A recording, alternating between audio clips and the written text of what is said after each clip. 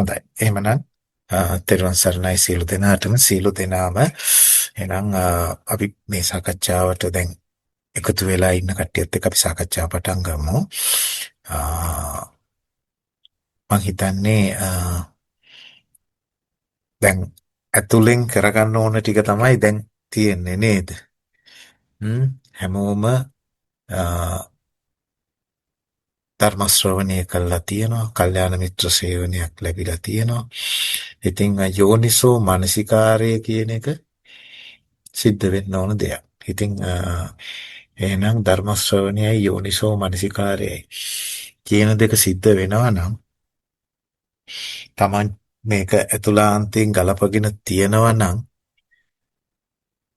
මං හිතන්නේ දැන් ප්‍රතිඵල ලැබෙමින් පවතිනවා ඇති. හරි?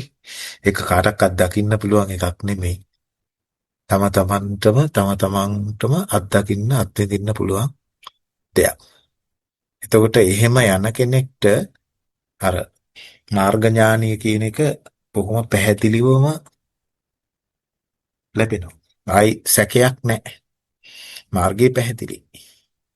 කොහෙටවත් ආයි අතරමං වෙන්නේ නැහැ ඒ අය.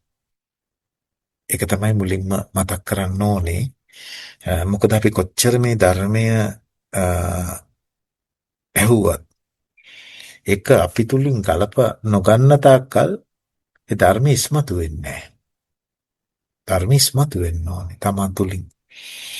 එතකොට අපි මේ අහුවෙලා ඉන්න විඥාණය පිළිසිඳ දැන ගැනීමක් සිද්ධ වෙන්න ඕනේ. ප්‍රඥාවේ අවදිවීමක් වෙන්න ඕනේ ඒකට. ඒක වෙන්න නම්. ඒක තමයි ඉස්සල්ලාම ඔබට මතක් කරන්න තියෙන්නේ. ඉතින් ධර්ම ශ්‍රවණය කරන්න ඒක තමයි ඒක අත්‍යවශ්‍යයි. කල්යාණ මිත්‍ර සේවනය අත්‍යවශ්‍යයි. ඒ වගේම වැදගත්ම කාරණාව තමයි යෝනිසෝ මනසිකාරය. කොහොද යෝනිසෝ මනසිකාරයේ තුලින්මයි මේ ප්‍රඥාව අවදි වෙන්නේ. අන්න ඒක. එතකොට ඒක සිද්ධ වෙන්න ඕන කාරණාවක්. ඒක තමයි සිද්ධ වෙන්න ඕන කාරණාව. මේක Taman තුලින්ම කලප මේ හැමතිස්සෙම මේ ස්පර්ශ ආයතන 6 ගැන නුවණින් විමසන්න. ඒක තමයි කරන්න ඕන. ඉදමුත් අපි කරන්නේ ගොඩක් වෙලාවට උපමාවක් දුන්නාම උපමාවල අපි බැහැ ගන්නවා. එක කරේ තියන් යනවා. එතකොට ඉතින් මේ ධර්මය ඉස්මතු වෙන්නේ නැහැ. මේ ධර්මය ඉස්මතු වෙන්න ඕනේ Taman තුලින්.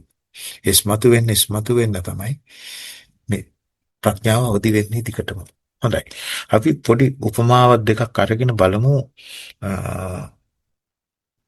ඒ උපමාවේ ඇතුලෙන් අපිට මොකද්ද දෙන පණිවිඩය කියන එක. හොඳට බලන්න මේ මොකද බුදු පියාණන් වහන්සේගේ ඔබ සූත්‍ර දේශනා වලට ගිහිල්ලා බැලුවොත් ඒ හැම සූත්‍ර දේශනාවකම දේශනා කරපු ක්‍රමයක් තියෙනවා. එතකොට ඒක අපිට වැටහෙන්න ඕනේ.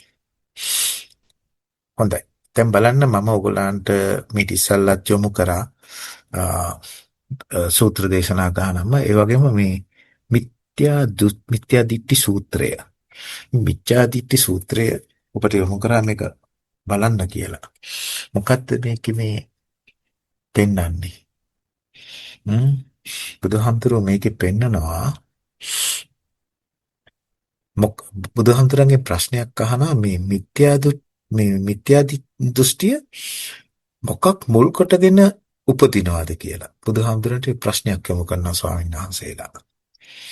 එතකොට බුදුහාමුදුරුවෝ ඒකට උත්තරේ දෙනවා. මෙන්න මේ විදිහට විග්‍රහ කරනවා. රූපය ඇති කල්හි රූපය නිසා රූපයට පිවිස මිත්‍යා දෘෂ්ටි උපදිනවා කියනවා.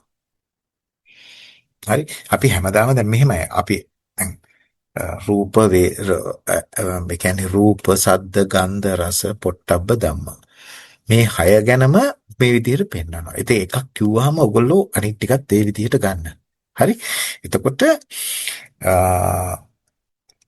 රූපේ ඇති කල්හි රූපේ නිසා රූපයට පිවිස මිත්‍යා දෘෂ්ටි උපදිනවා කියනවා. ඒ වගේම බුදුහාමුදුරුවෝ පෙන්නනවා වේදනාව ඇති කල්හි වේදනාව නිසා වේදනාවට පිවිස මිත්‍යා දෘෂ්ටි උපදිනවා කියනවා. සංඥාව ඇති කල්හි සංඥාව නිසා සංඥාවට පිවිස මිත්‍යා දෘෂ්ටි උපදිනවා කියනවා. සංස්කාරයන් නැති කල්හි සංස්කාරය නිසා සංස්කාරයට පිවිස මිත්‍යා දෘෂ්ටි උපදිනවා කියනවා. විඥානය ඇති කල්හි විඥානය නිසා විඥානයට පිවිස මිත්‍යා දෘෂ්ටි උපදිනවා කියනවා.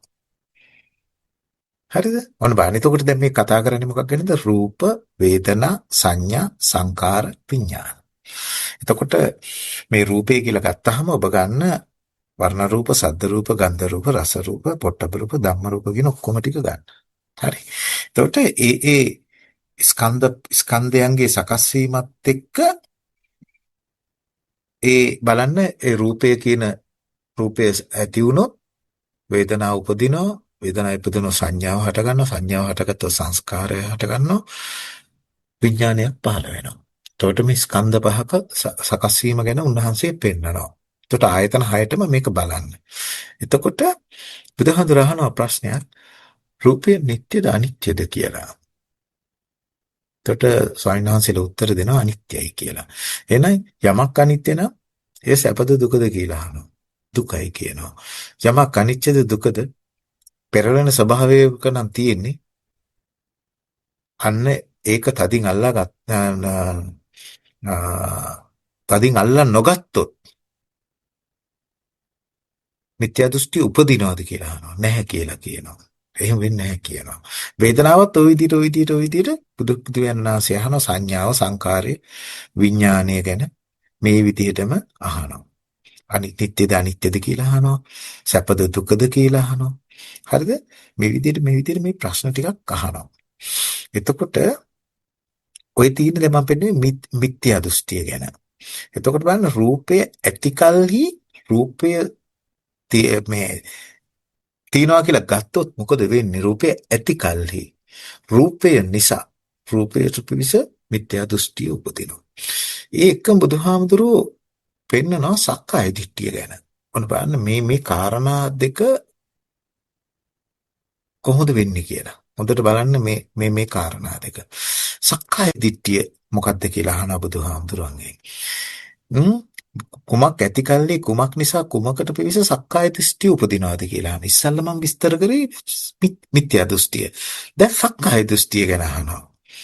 අන්න බලන්න. එතකොට බුදුහාමුදුර බලන්නේ ඒකට දෙන උත්තරේ මොකද්ද කියලා. රූපය ඇතිකල්ලි රූපේ නිසා රූපයට පිවිස සක්කාය දෘෂ්ටි උපදිනවා කියනවා. අර විදිහටමයි විග්‍රහය යන්නේ. හැබැයි බලන්න මේ කතාව ඊගාවට වේදනාව ඇතිකල්ලි වේදනාව නිසා වේදනාවට පිවිස සක්කාය දෘෂ්ටි උපදිනවා කියනවා. සංඥාව ඇතිකල්ලි සංඥාව නිසා සංඥාවට පිවිස සක්කාය දෘෂ්ටි උපදිනවා කියනවා. සංස්කාරයන් ඇතිකල්ලි සංස්කාරයන් නිසා සංස්කාරයට පිවිස සක්කාය දෘෂ්ටි උපදිනවා කියනවා. විඥානය ඇතිකල්ලි විඥානය නිසා විඥානයට පිවිස සක්කාය දෘෂ්ටි උපදිනවා කියනවා. ඒකෙත් අහන බුදුහාමුදුරු රූපේ නිට්ටයද අනිත්‍යද? අනිත්‍යයි. යමක් අනිත්‍ය නම් එය සැපද දුකද කියලා අහනවා. දුකයි.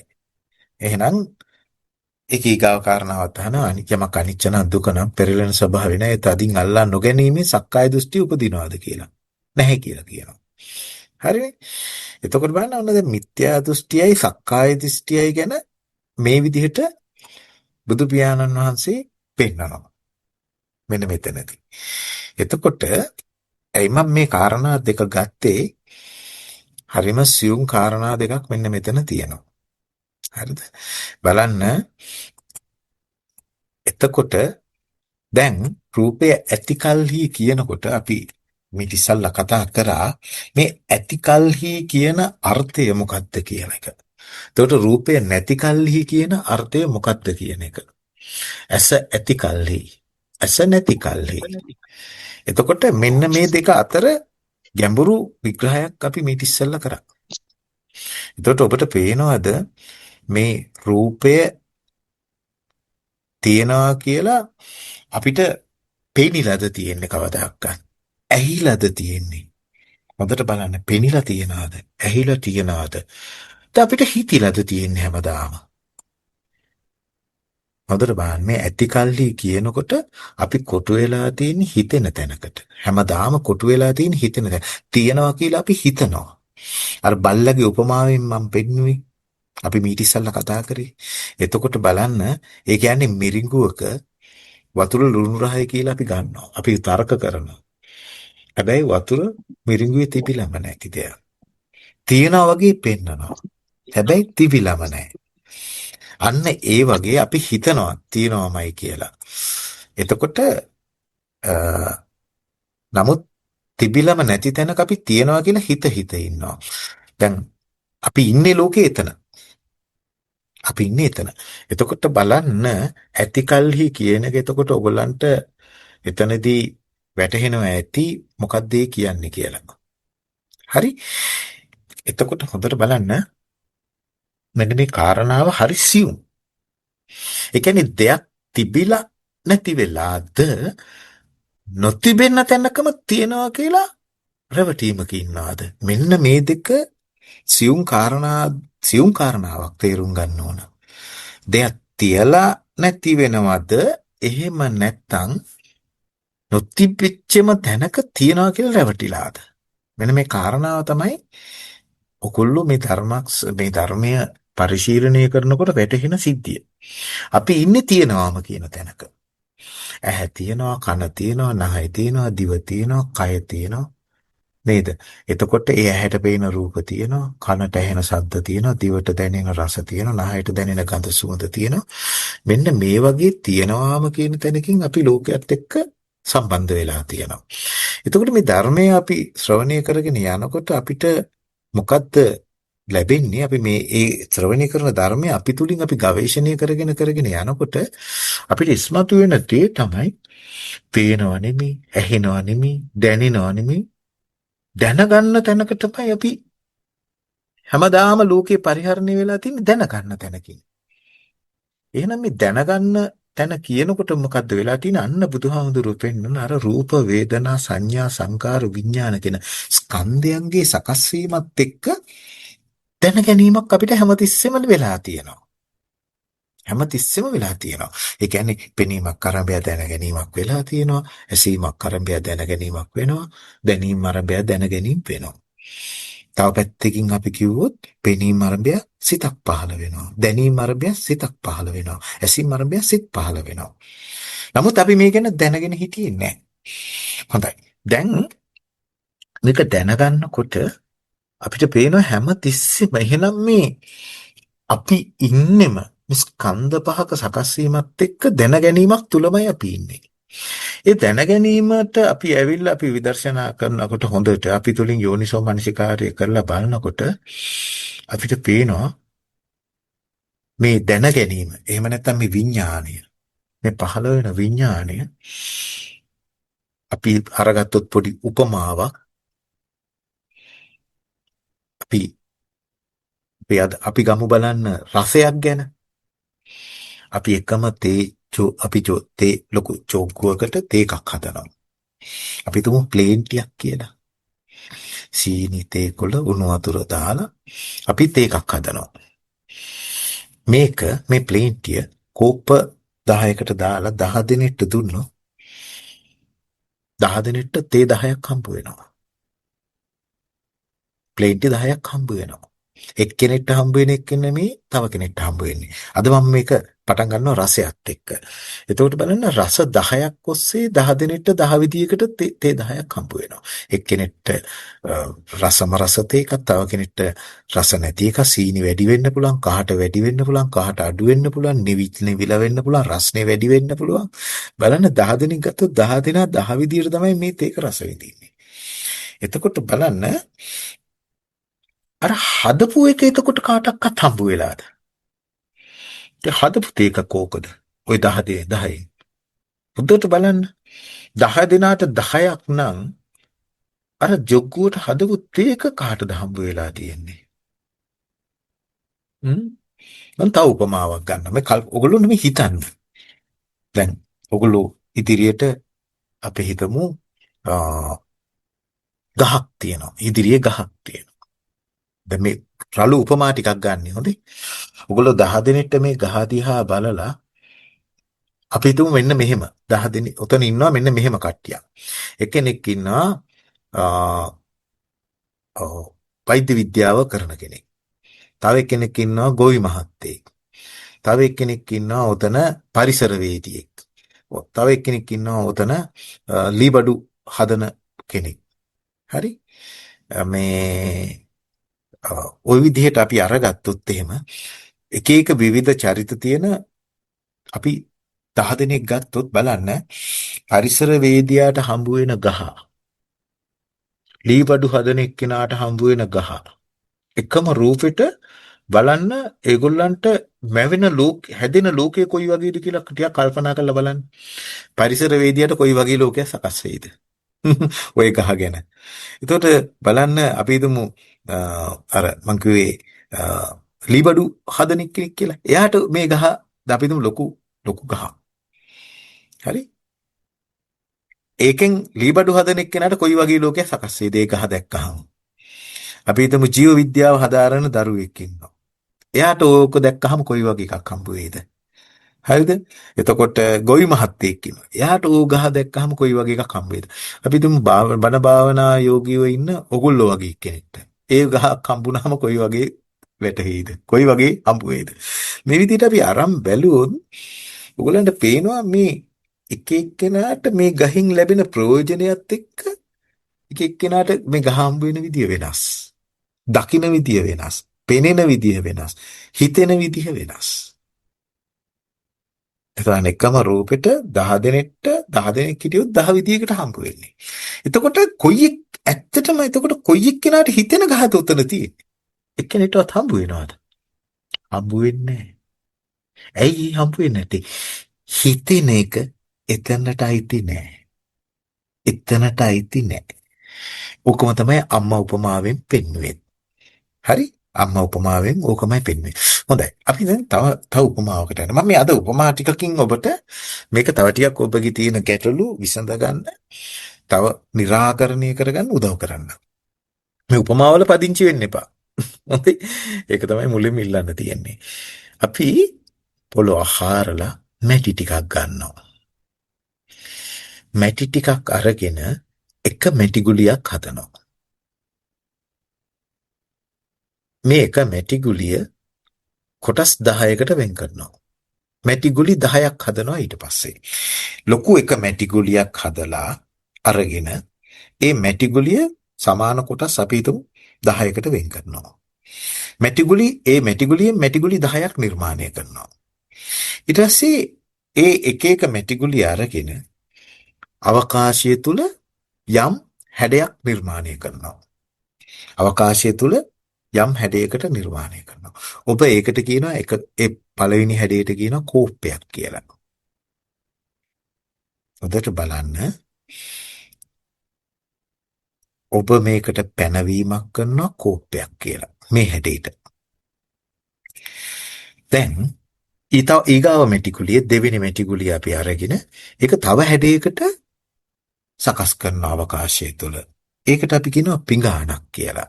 අන පළවෙනි එක කෝප්පයක්, දෙවෙනි එක පිඟානක්. ඊගාව තව මැටිගුලියක් අරගෙන අපි ඒක තව විදියකට අවකාශය තුල හැඩ ගන්වනවා. අපි ඒකට කියනවා පිළිමයක් කියලා. හරි? පිළිමයක් කියලා. තව මැටිගුලියක් අරගෙන අපි ඒක හැඩ ගන්වනවා. අපි ගහක් වගේ. හරි? ඒ කියන්නේ අපි හැඩ ගැන්වීමක් කරනවා. ඒ හැඩ ගැන්වීම කරන මේ අවකාශය තුල යම් හැඩ ගැන්වීමක් සකස් කරනවා. ඒකට අපි පනවනවා ගහක් කියලා. තවත් මැටිගුලියක් අරගෙන ඒකටත් අපි මේ අවකාශය තුල යම් හැඩයක් නිර්මාණය කරනවා. අපි ඒකට කියනවා මුවෙක් කියලා. මේ විදිහට එක එක විදිහට අපි විවිධ විදිහට මේ හැඩ ගැන්වීම කරනවා. අපි ඒකට නමක් දානවා. දැන් හොඳට අහගන්න මෙන්න මේක. දැන් මැටිගුලි 10ට අපි නම් 10ක් දාලා තියෙනවා. එකක් අපි කියනවා කෝප්පයක්, පිඟානක්, පිළිමයක්, ගහක්, මුවෙක්. මේ විදිහට ඔබ අපි හිතමු නම් 10ක් 10ට දැම්මා. විවිධ නම් 10ක්. හොඳට බලන්න අපි අර කෝප්පය කියලා පනවපු නම අපි කෝපය අල්ලන්න කියලා ගියොත් එහෙම අපිට කෝපය අල්ලන්න පුළුවන්ද? අපි අර ජොදපු කෝපය අල්ලන්න පුළුවන්. අත වදින්නේ මොකේද අල්ලන්න ගියොත්? මැටිවල. නේද?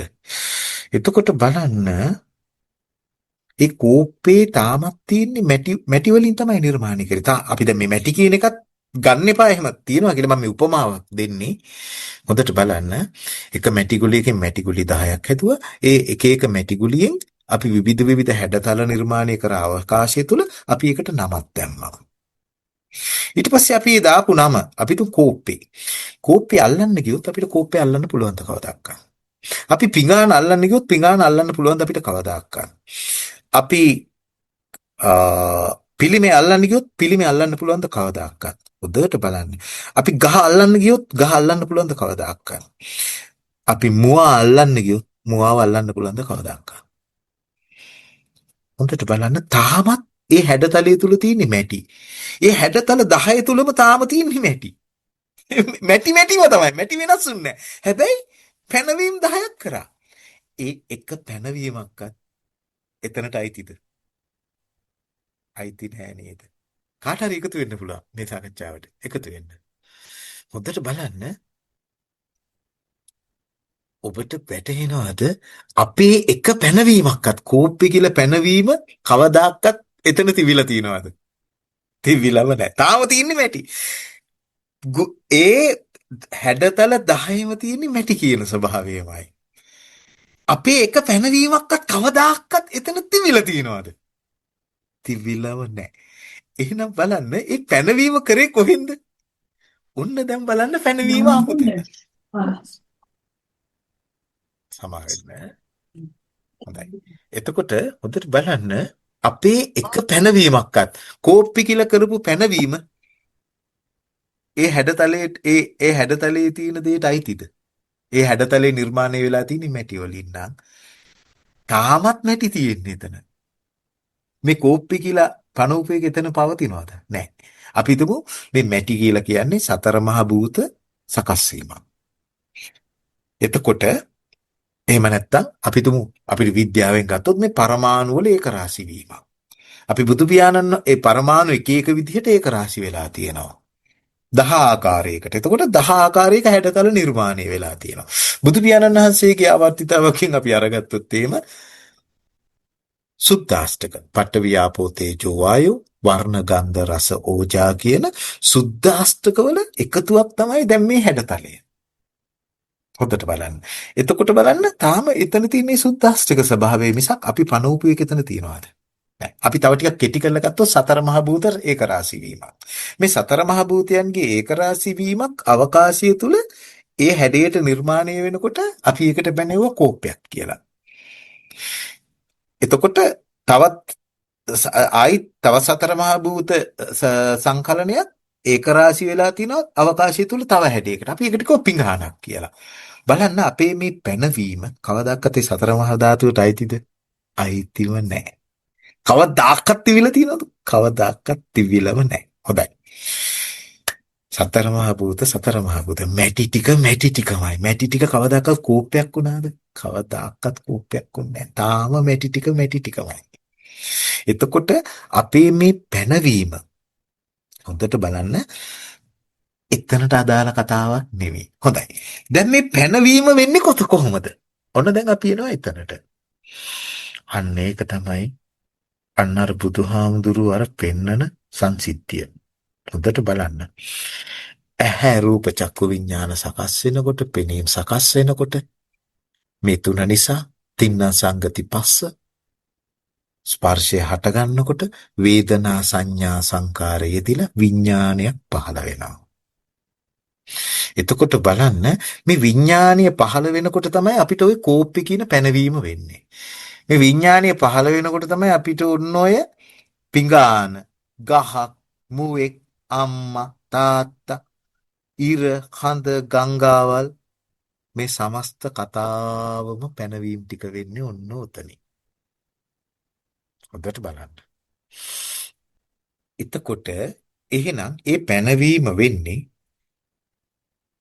බලන්න ඇහැ රූප චක්කු විඥානය කියලා සකස් වෙනකොට රූපාරම්මණයක් මනස තුල සකස් වෙනවා. බලන්න මෙන්න මෙතන මේ සංසිද්ධි දෙකක් තියෙනවා. ඇහැ රූප චක්කු විඥානය කියලා සකස් වෙනකොට මේ තුනට එකතුවට කියනවා ස්පර්ශය කියලා. අනිත් ස්පර්ශය කියලා පැනවීමක් වෙනවා. මේ ස්පර්ශය කියන පැනවීම වෙනකොටම වෙලා තියෙන්නේ මොකද්ද? පෙනීම හටගෙන රූපාරම්මණයක් මනසින් සකස් වෙනවා. දැන් බලන්න ඇහැ රූප කියනකොටම අභ්‍යන්තර බාහිර ආයතන ගැටෙනවා. ඒ ගැටෙනකොට මොකද වෙන්නේ? සිතක් එතනට හට ගන්නවා. ඒකට අදාළව දැන් ඇහැ රූප නම් සකස් වෙන්නේ චක්කු විඥානයේ එතනට පිහිටනවා. අන චක්කු විඥානය. රූප දැන ගැනීමේ සිත පහළ වෙනවා. එතකොට මේ තුනේ එකතුවට මේ තුනට කියනවා ස්පර්ශය කියලා. එහෙනම් බලන්න ඇහැ රූප චක්කු විඥාන කියනකොට මොකද උනේ? මේ ඉස්සලා මේව කතා කරා. නාම රූප පත්‍ය පස්සෝ කියන එක වෙන්නේ. මෙතනදී මොකද වෙන්නේ බලන්න. මෙතනදී කිසිම පැනවීමක් නැහැ. කෝප්ප ඇත්තෙත් නැහැ. පිඟන් ඇත්තෙත් නැහැ. ගස් ඇත්තෙත් නැහැ. මුව ඇත්තෙත් නැහැ. පිළිම ඇත්තෙත් නැහැ. අම්ම ඇත්තෙත් නැහැ. මේ මොකක්වත් මෙතන පැනවිච්ච නැති ස්වභාවයක්. ඔන්න ඔතනින් එහාට හොඳට බලන්න මේ මනෝ විඥානය තුළ දෙවෙනි ක්‍රියාවලියක් වෙනවා. නැවත නාම රූප සකස් වීමක් සිද්ධ වෙනවා. එක් කොහොමද වෙන්නේ?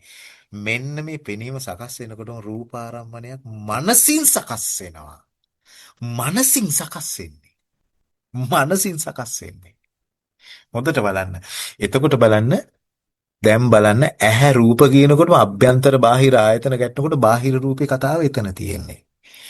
තින් ඒ එකම විඥානයේ පහළ වෙනකොට චක්කු විඥානයේ පහළ වෙනකොට පෙනීම හටගන්නේ.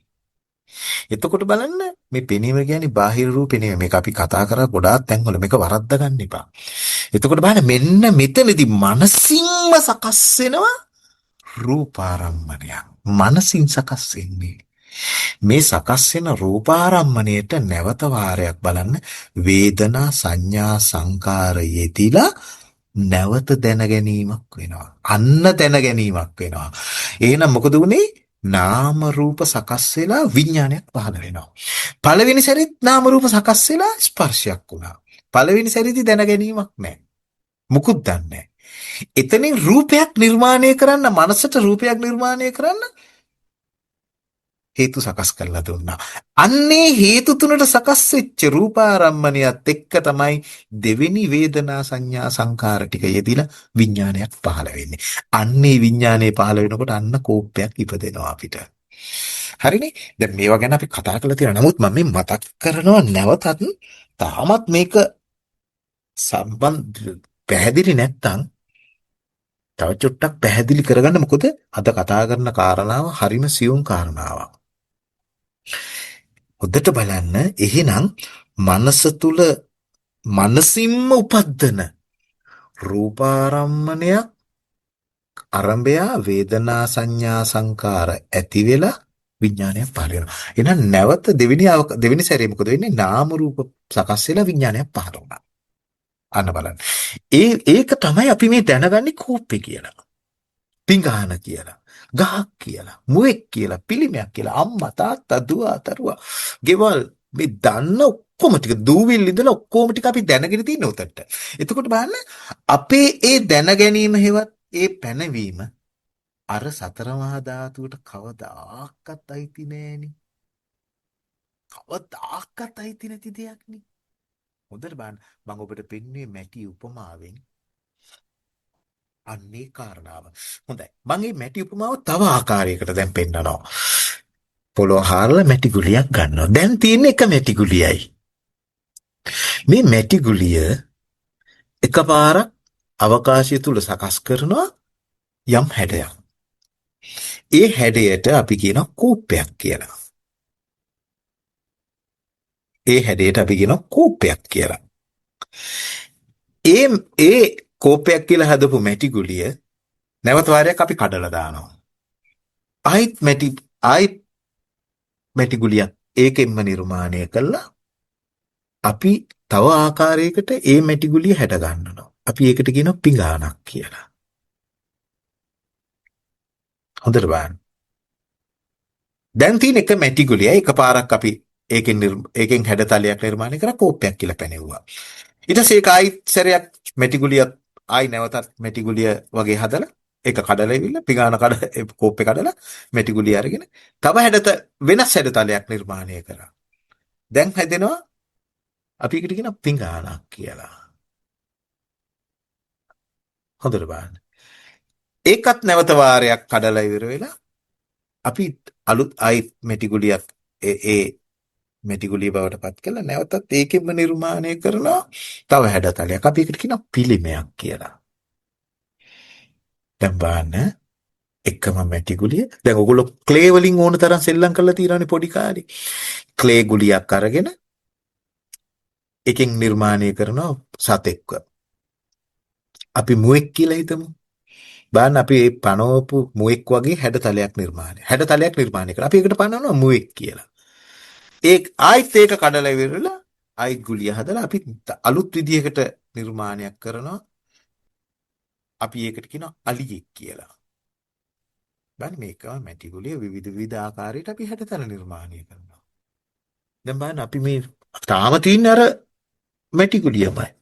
තාම බලන්න අපි මේ පනවන එකක්වත් එතන තියනවාද? එකක්වත් එතන නැහැ. එහෙනම් අපේ මේ පැනවීම එකක්වත් සතර මහා ධාතුවට අයිතිද? අයිති නැහැ. අන්න ඒක තමයි මම මේ පෙන්වුවේ. ඒ වගේ දැන් බලන්න අපේ මෙන්න මේ රූපය කියන එක ඔන්න ඔහොය වගේ සංසිද්ධියක් තියෙනවා. සතර මහා භූත සකස් වෙන අවකාශය තුල ඇහැ රූප ගැටෙනකොට අන්න බලන්න රූපේ සකස් වෙනවා. ඔය විදිහට සතර මහා භූත සකස් වීමක් වෙනවා. හරියට කණ්ණාඩියකට වැටෙන ඡායාවල් වගේ. හරිද? ඊට පස්සේ ඒ දෙක සකස් වෙනකොට බලන්න ඒක අපිට කවදාකවත් හම්බ වෙන්නේ නැහැ. ඒ කියන්නේ අපි කවදාකවත් සතර මහා මේ කියන්නේ අපි කවදාකවත් බාහිර රූප දැකලා තියෙනවද? හොඳට බලන්න දැන් මේ කතාව ඇතුලේ කොහෙටද අපි එන්නේ කියලා ටික මොකද මේ රූපය කියලා ගත්තාම අපිට සතර මහා භූත රූපය ගැන කතා කරන්න ඕන. සතර මහා භූතයන්ගේ මේ සකස් වීම නැත්තම් අපිට කෝප්පේ කියලා පනවන්න පුළුවන්ද? පිඟාන කියන පැනවීම කරන්න පුළුවන්ද? පැනවීම කරන්න බෑනේ. හොඳට බලන්න. ඒ හැඩතලය සකස් වෙනකොට තමයි පෙනීම අරබය රූපාරම්මණයක් මනසින් ගන්නෙ. එහෙනම් බලන්න නාම රූපච්ඡ පස්සෝ කියන සිද්ධිය ඔන්න ඔතන තියෙන්නේ. අන්න අර හැඩතලයත් එක්ක රූපාරම්මණයක් මනසට ගන්න ඕන කරන තල්ලුව දෙනවා එතනින්. තල්ලුව දුන්නට බලන්න ඊට පස්සේ අන්නේ දෙන මනසින්ම නිර්මාණය වෙන රූපාරම්මණයට වේදනා සංඥා සංකාරය දීලා තමයි විඥානයක් පහළ වෙන්නේ. එතනදි තමයි අපිට මේ දැනගැනීම එන්නේ. කෝප්පයක්, පිඟාන, අම්මා, තාත්තා, පිළිමයක්, ගෙයක්, කාර් එකක් මෙන්න මේ කියන ඕම ටික මනස තුළ ගොඩනැගෙන කතන්දර ටික. හරිනේ? මොකද තාමත් මේක හරියට නොවැටිච්ච අය ඉන්නවා. ඒකයි මම මේ අදත් මේක සියුම්ම තව ටිකක් කඩලා පෙන්වන්න බැලුවේ. මොකද මේක තේරුම් නොගන්න තාක්කල් මේ ගැටේ ලියන්න අමාරුයි. එහෙනම් ඕගොල්ලන්ට පේනවා මේ එක මොහොතක අපිට කෝප්පේ හම්බ වෙනකොට නාම රූප දෙආකාරයකට සකස් වෙලා තියෙනවා. එකක් තමයි නාම රූප සකස් වෙලා ස්පර්ශයක් හදලා දීලා තියෙනවා. ඒ එකම බලන්න නාම රූපය සකස් වෙලා විඥානය පහළ වෙලා තියෙනවා. දෙකක්. සිද්ධි දෙකක්. එකක් පෙනීම අනිත් එක දැන ගැනීම. එකක් ඇසීම අනිත් එක දැන ගැනීම. එකක් දැනීම අනිත් එක දැන ගැනීම. අන්න බලන්න. හොඳට බලන්න මේ සංසිද්ධි දෙක. මේ දෙක. එතකොට එහෙනම් මේ දෙවිනියට අපි දැනගත් එක අර පේන තැනට ගෙනියන්නත් බෑ. සතර මහා ධාතුවට ගෙනියන්නත් බෑ. මේ දැනගත් එක ඇහෙන තැනට ගෙනියන්නත් බෑ. සතර මහා ධාතුවට ගෙනියන්නත් බෑ. මේ දැනගත් එක මේ දැන ගැනීම දැනීමට ගෙනියන්නත් බෑ. සතර මහා ධාතුවට ගෙනියන්නත් බෑ. දෙට බලන්න මෙතන කාරණා දෙකක් සියුම් කාරණා දෙකක්. ඔන්න ඔතන තමයි කාම රූප අරූප කියන කතන්දර ටික ලෙහෙන තැන. අපි මේක සතර මහා ධාතුවට ගෙනිච්ච තැන කාම ලෝකයට අහු වෙලා. ඒක තමයි මේ විඥානයේ දැන ගැනීම රූපයට අපි අරන් යන තැන. ඒ රූපයට අරන් ගිය තැනදී මොකද වෙන්නේ බලන්න අභ්‍යන්තර බාහිර ආයතන අන්න අන්ත දෙක සකස් වෙනවා. බලන කෙනා මෙහි ඉන්නවා, පේන කෙනා මෙහි ඉන්නවා, පේන දේ එළියේ තියෙනවා. මේ තමයි මේ හිතෙන එක සතර මහා ධාතුවට අරන් ගියොත් වෙන සිද්ධිය. ඔන්න අපි අහු වෙනවා කාම ලෝකෙට. ඔන්න අපි අහු වෙනවා කාම ලෝකෙට. අන්න එතකොට විඥානයේ රූපය මත පිහිටලාම ලෝකේ සකස් වෙනවා. සියුම් කාරණාවක් උදේට බලන්න. දෙවෙනි එක. දැන් ඔබට මේ පියවරවල් ටික හොද්දට පේනකොට හොද්දට බලන්න සංසිද්ධිය ටික. ඇහැ රූප කියනකොට තමයි බාහිර රූපේ කතාව තියෙන්නේ. තින්නා සංගති පස්ස වෙනකොට ඒ කතාව නෑ එතන. දැන් ඉන්නේ රූප ආරම්මණයේ කතාව. ඔන්න බලන්න මනසින් නිර්මාණය වෙන රූපේ කතාව. ඒ අරබයා වේදනා සංඥා සංකාර යෙදিলা නාම රූප සකස් වෙලා විඥානයේ දැන ගැනීම. හොඳට බලන්න. එතකොට කවදා හොඳට බලන්න මේ දැනගත් එක සතර මහා ධාතුවට අදාළ නැහැ. දෙක රූපාරම්මණය සකස් වුණා ඒකට වේදනා සංඥා සංකාරයේදීලා තමයි නාම රූප සකස් වෙලා විඥානය පහළ වුනේ. මේ විඥාන දැන ගැනීම රූපාරම්මණයට එතකොට අයිතිද? ඔන්න කාරණා දෙවෙනි එක. අන්න අපි අන්න රූප ලෝකයට අපි අහු වෙන තැන. එකක් තමයි කාම ලෝකයකට අහු වෙන තැන. ලෝක තුනයි. කාම ලෝකය, රූප ලෝකය, අරූප ලෝකය. ලෝක තුනයි. හොඳයි. දැන් හරිම සියුම් කාරණාවක් හොඳට ඔබ මෙන්න මේ ගැට දෙක ලියා ගන්න. එකක් තමයි අපි ඉස්සල්ලාම කාම ලෝකයෙන් මිදෙන්න ඕනේ. කාම ලෝකයෙන් මිදුනොත් තමයි රූප ලෝකයට එන්න පුළුවන් වෙන්නේ. අපේ ස්කන්ධ සකස් වෙන්නේ රූප ලෝකයකට, කාම ලෝකයෙන් මිදෙන්න තමයි රූප ලෝකයකට සකස් වෙන්නේ. පළවෙනි එක එහෙනම් අපි ඉන්න තැනදී අපි මේ අභ්‍යන්තර බාහිර මේ ඝනත්වයෙන් හම්බ වෙන අපිට ලෝකයක් තියෙනවා. මෙන්න මේ ලෝකයේ ගැටේ ලියා ගන්න ඕනේ. එහෙනම් ඔබට පළවෙනි එකම පැහැදිලි අපි මේ දැනගන්න අපිට මේ හිතෙන එක කවදාකවත් සතර මහා ධාතුවට අරගෙන යන්න බෑ. ඒක තමයි පළවෙනි කාරණාව. එහෙට අදාළ කතාවක් නෙමෙයි. දෙක අපි මේ හිතෙන එක පෙනීම කියන දැනට ගෙනියන්න පුළුවන්ද? එතනට ගෙනියන්නත් බෑ. ඇයි? එතන තියෙන්නේ නාම රූපච්ඡය පස්සෝ කියන සිද්ධිය. එතනින් එන රූපාරම්මණයත් එක්ක නැවත වේදනා සංඥා සංකාර සකස් වෙලා නාම රූපයක් අලුතෙන් සකස් වෙනවා.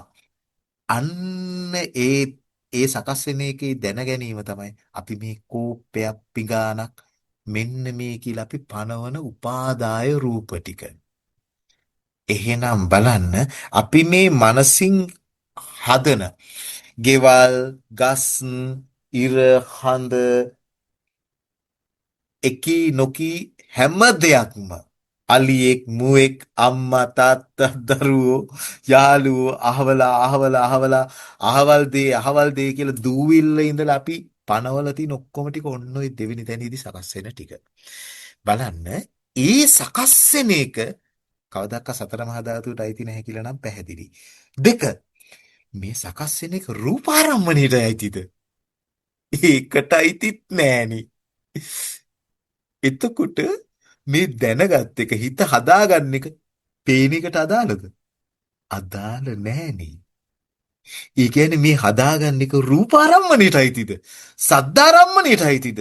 රසාරම්මණයට අයිතිද? පොට්ටබ්බාරම්මණයට අයිතිද? එකකටවත් අයිති නෑනේ.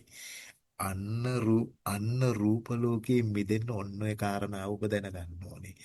එහෙනම් බලන්න මනසින්ම නිර්මාණය කරන රූපයකට තමයි ඒ මනසින්ම නිර්මාණය වෙන රූපයකට තමයි නැවත වේදනා සංඥා සංකාරයේදීලා අපේ මේ පැනවීම ටික කොහොම ටික කරන්නේ. එතකොට බලන්න මේ පැනවීම ඒ රූපාරම්මණයට අයිතිද? එතනට අයිතිත් නෑනේ. අන්න බලන්න. ඔබට පේනවද? එක තමයි සතර මහා ධාතුවට අයිති නෑ. දෙක තමයි රූපාරම්මණයට අයිතිද? රූපාරම්මණය කියන්නේ සතර මහා ධාතු රූපේ නෙවෙයිනේ. වස්තුවක් තියෙනවා කණ්ණාඩියක් ඉස්සරහින්. ආලෝකයේ තියෙන වෙලාවේ වස්තුවේ ඡායාව වැටෙනවා කණ්ණාඩියට. හොඳට බලන්න. ඔබ යනවා කණ්ණාඩිය ඉදිරි පිටට. ඔබේ ඡායාව වැටෙනවා කණ්ණාඩියට. ඒ ඡායාව ඔබද? ඔබ නෙවෙයි. හොඳට බලන්න. අන්න රූපාරම්මණය කිව්වේ ඔන්න ඔය වගේ එකක්. එතකොට බලන්න ඒ රූපාරම්මණය කියන්නේ හරියට කණ්ණාඩියට වැටෙන ඡායාව වගේ, වතුරට වැටෙන ඡායාව වගේ, පොළොවට වැටෙන හෙවණැල්ල වගේ.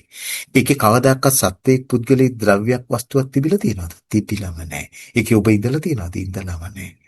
එතකොට බලන්න අන්න ඒක තමයි රූපාරම්මණය. එතකොට බලන්න අම්මා කියලා හදාගත්ත දේ ඔන්න ඔන්න ඔය රූපාරම්මණයට අපි ගැට ගහනවා. දෙලින්ම. අපි සතර මහා ධාතුවට නෙවෙයි ගැට ගහලා තියෙන්නේ.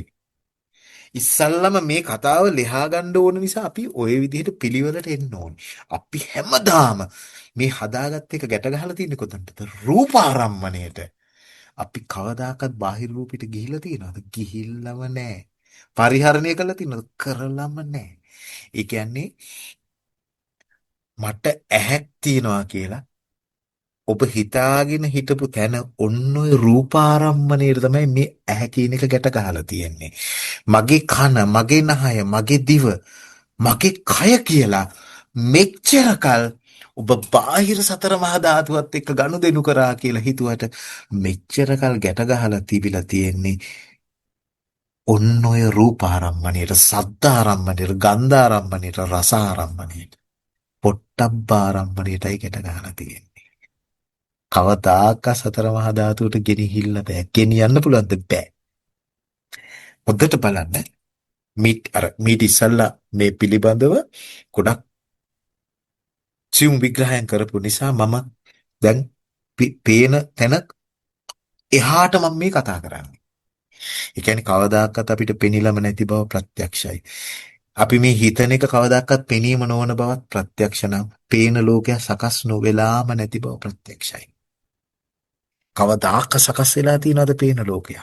සකස් වෙලා පේනවා කියලා හිතෙන එක පෙනීම නෙවෙයි නක්. පේන ලෝකෙම තියෙන්නෙම නිරෝධයක. එහෙනම් බලන්න මේ ප්‍රඥා අවදියත් එක්ක තමයි අපිට මේ ගැට ලෙහිලා යන්නේ. එතකොට බලන්න රූපය ඇතිකල්හි වෙන්නේ කොතනදද?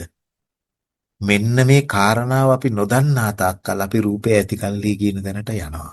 අපි අහු වෙනවා. අන්න බලන්න අර බුදුහාමුදුරුවෝ පෙන්නන මිත්‍යා දෘෂ්ටිය සක්කාය දිට්ඨිය කියන තැන. ලෙහෙන්න කොච්චර සියුම් ඥානයකට මේක ගෝචර වෙන්න ඕනේද? ඔබට මුලින්ම මම පෙන්නවා. රූපය ඇතිකල්හි රූපය නිසා රූපයට පිවිසෙනකොට අන්න මිත්‍යා දෘෂ්ටිය කියලා පෙන්නනවා. රූපය ඇතිකල්හි රූපය නිසා රූපේසට පිවිසෙනකොට බලන්න අන්න සක්කාය දිට්ඨිය කියලා බුදුහාමුදුරුවෝ පනවනවා. බලන්න අපි මේ රූපය ඇතිකල්හි කියලා අපි අර හිතෙන එකක් තමයි අපි අරන් ගිහිල්ලා ගැට ගහලා තියෙනවා සතර මහා ධාතුවට. දෙක අපි මේ හිතෙන එක අරන් ගිහිල්ලා ගැට ගහනවා රූපාරම්මණයට. මෙන්න මේ දෙක වෙනකම් මොකද වෙන්නේ? රූපය ඇතිකල්හි කියන දැනට අපි අහු වෙනවා. පළවෙනි එක තමයි අපි කෙලින්ම සතර මහා ධාතුවටම ගැට ගහලා කතා කරනවා. මේක බාහිර රූපේමයි මේ හිතෙන එක කියලා අපි අරන් යනවා. අන්න අපි අහුවෙලා තියෙනවා. නමුත් දෙවිනියට මේක තීරිලා එනකොට අපිට පේනවා වෙලා තියෙන්නේ මොකද්ද? හැමදාම රූප ආරම්මණයටයි මේක අරන් ගිහිල්ලා ගැට ගහලා තියන්නේ. දෙවිනියට සියුම් අපිට වැටහෙන තැන. ඇයි? අපි මේ දැන ගැනීම වෙන්නේ මනස තුල දෙවිනියට සකස් වෙන නාම රූප පත්‍ය විඥාන කියන තැනදී. එතකොට එහෙනම් මේ දැන ගැනීම අරන් ගිහිල්ලා ගැට ගහලා තියෙන්නේ සතර මහා ධාතුරුනේ.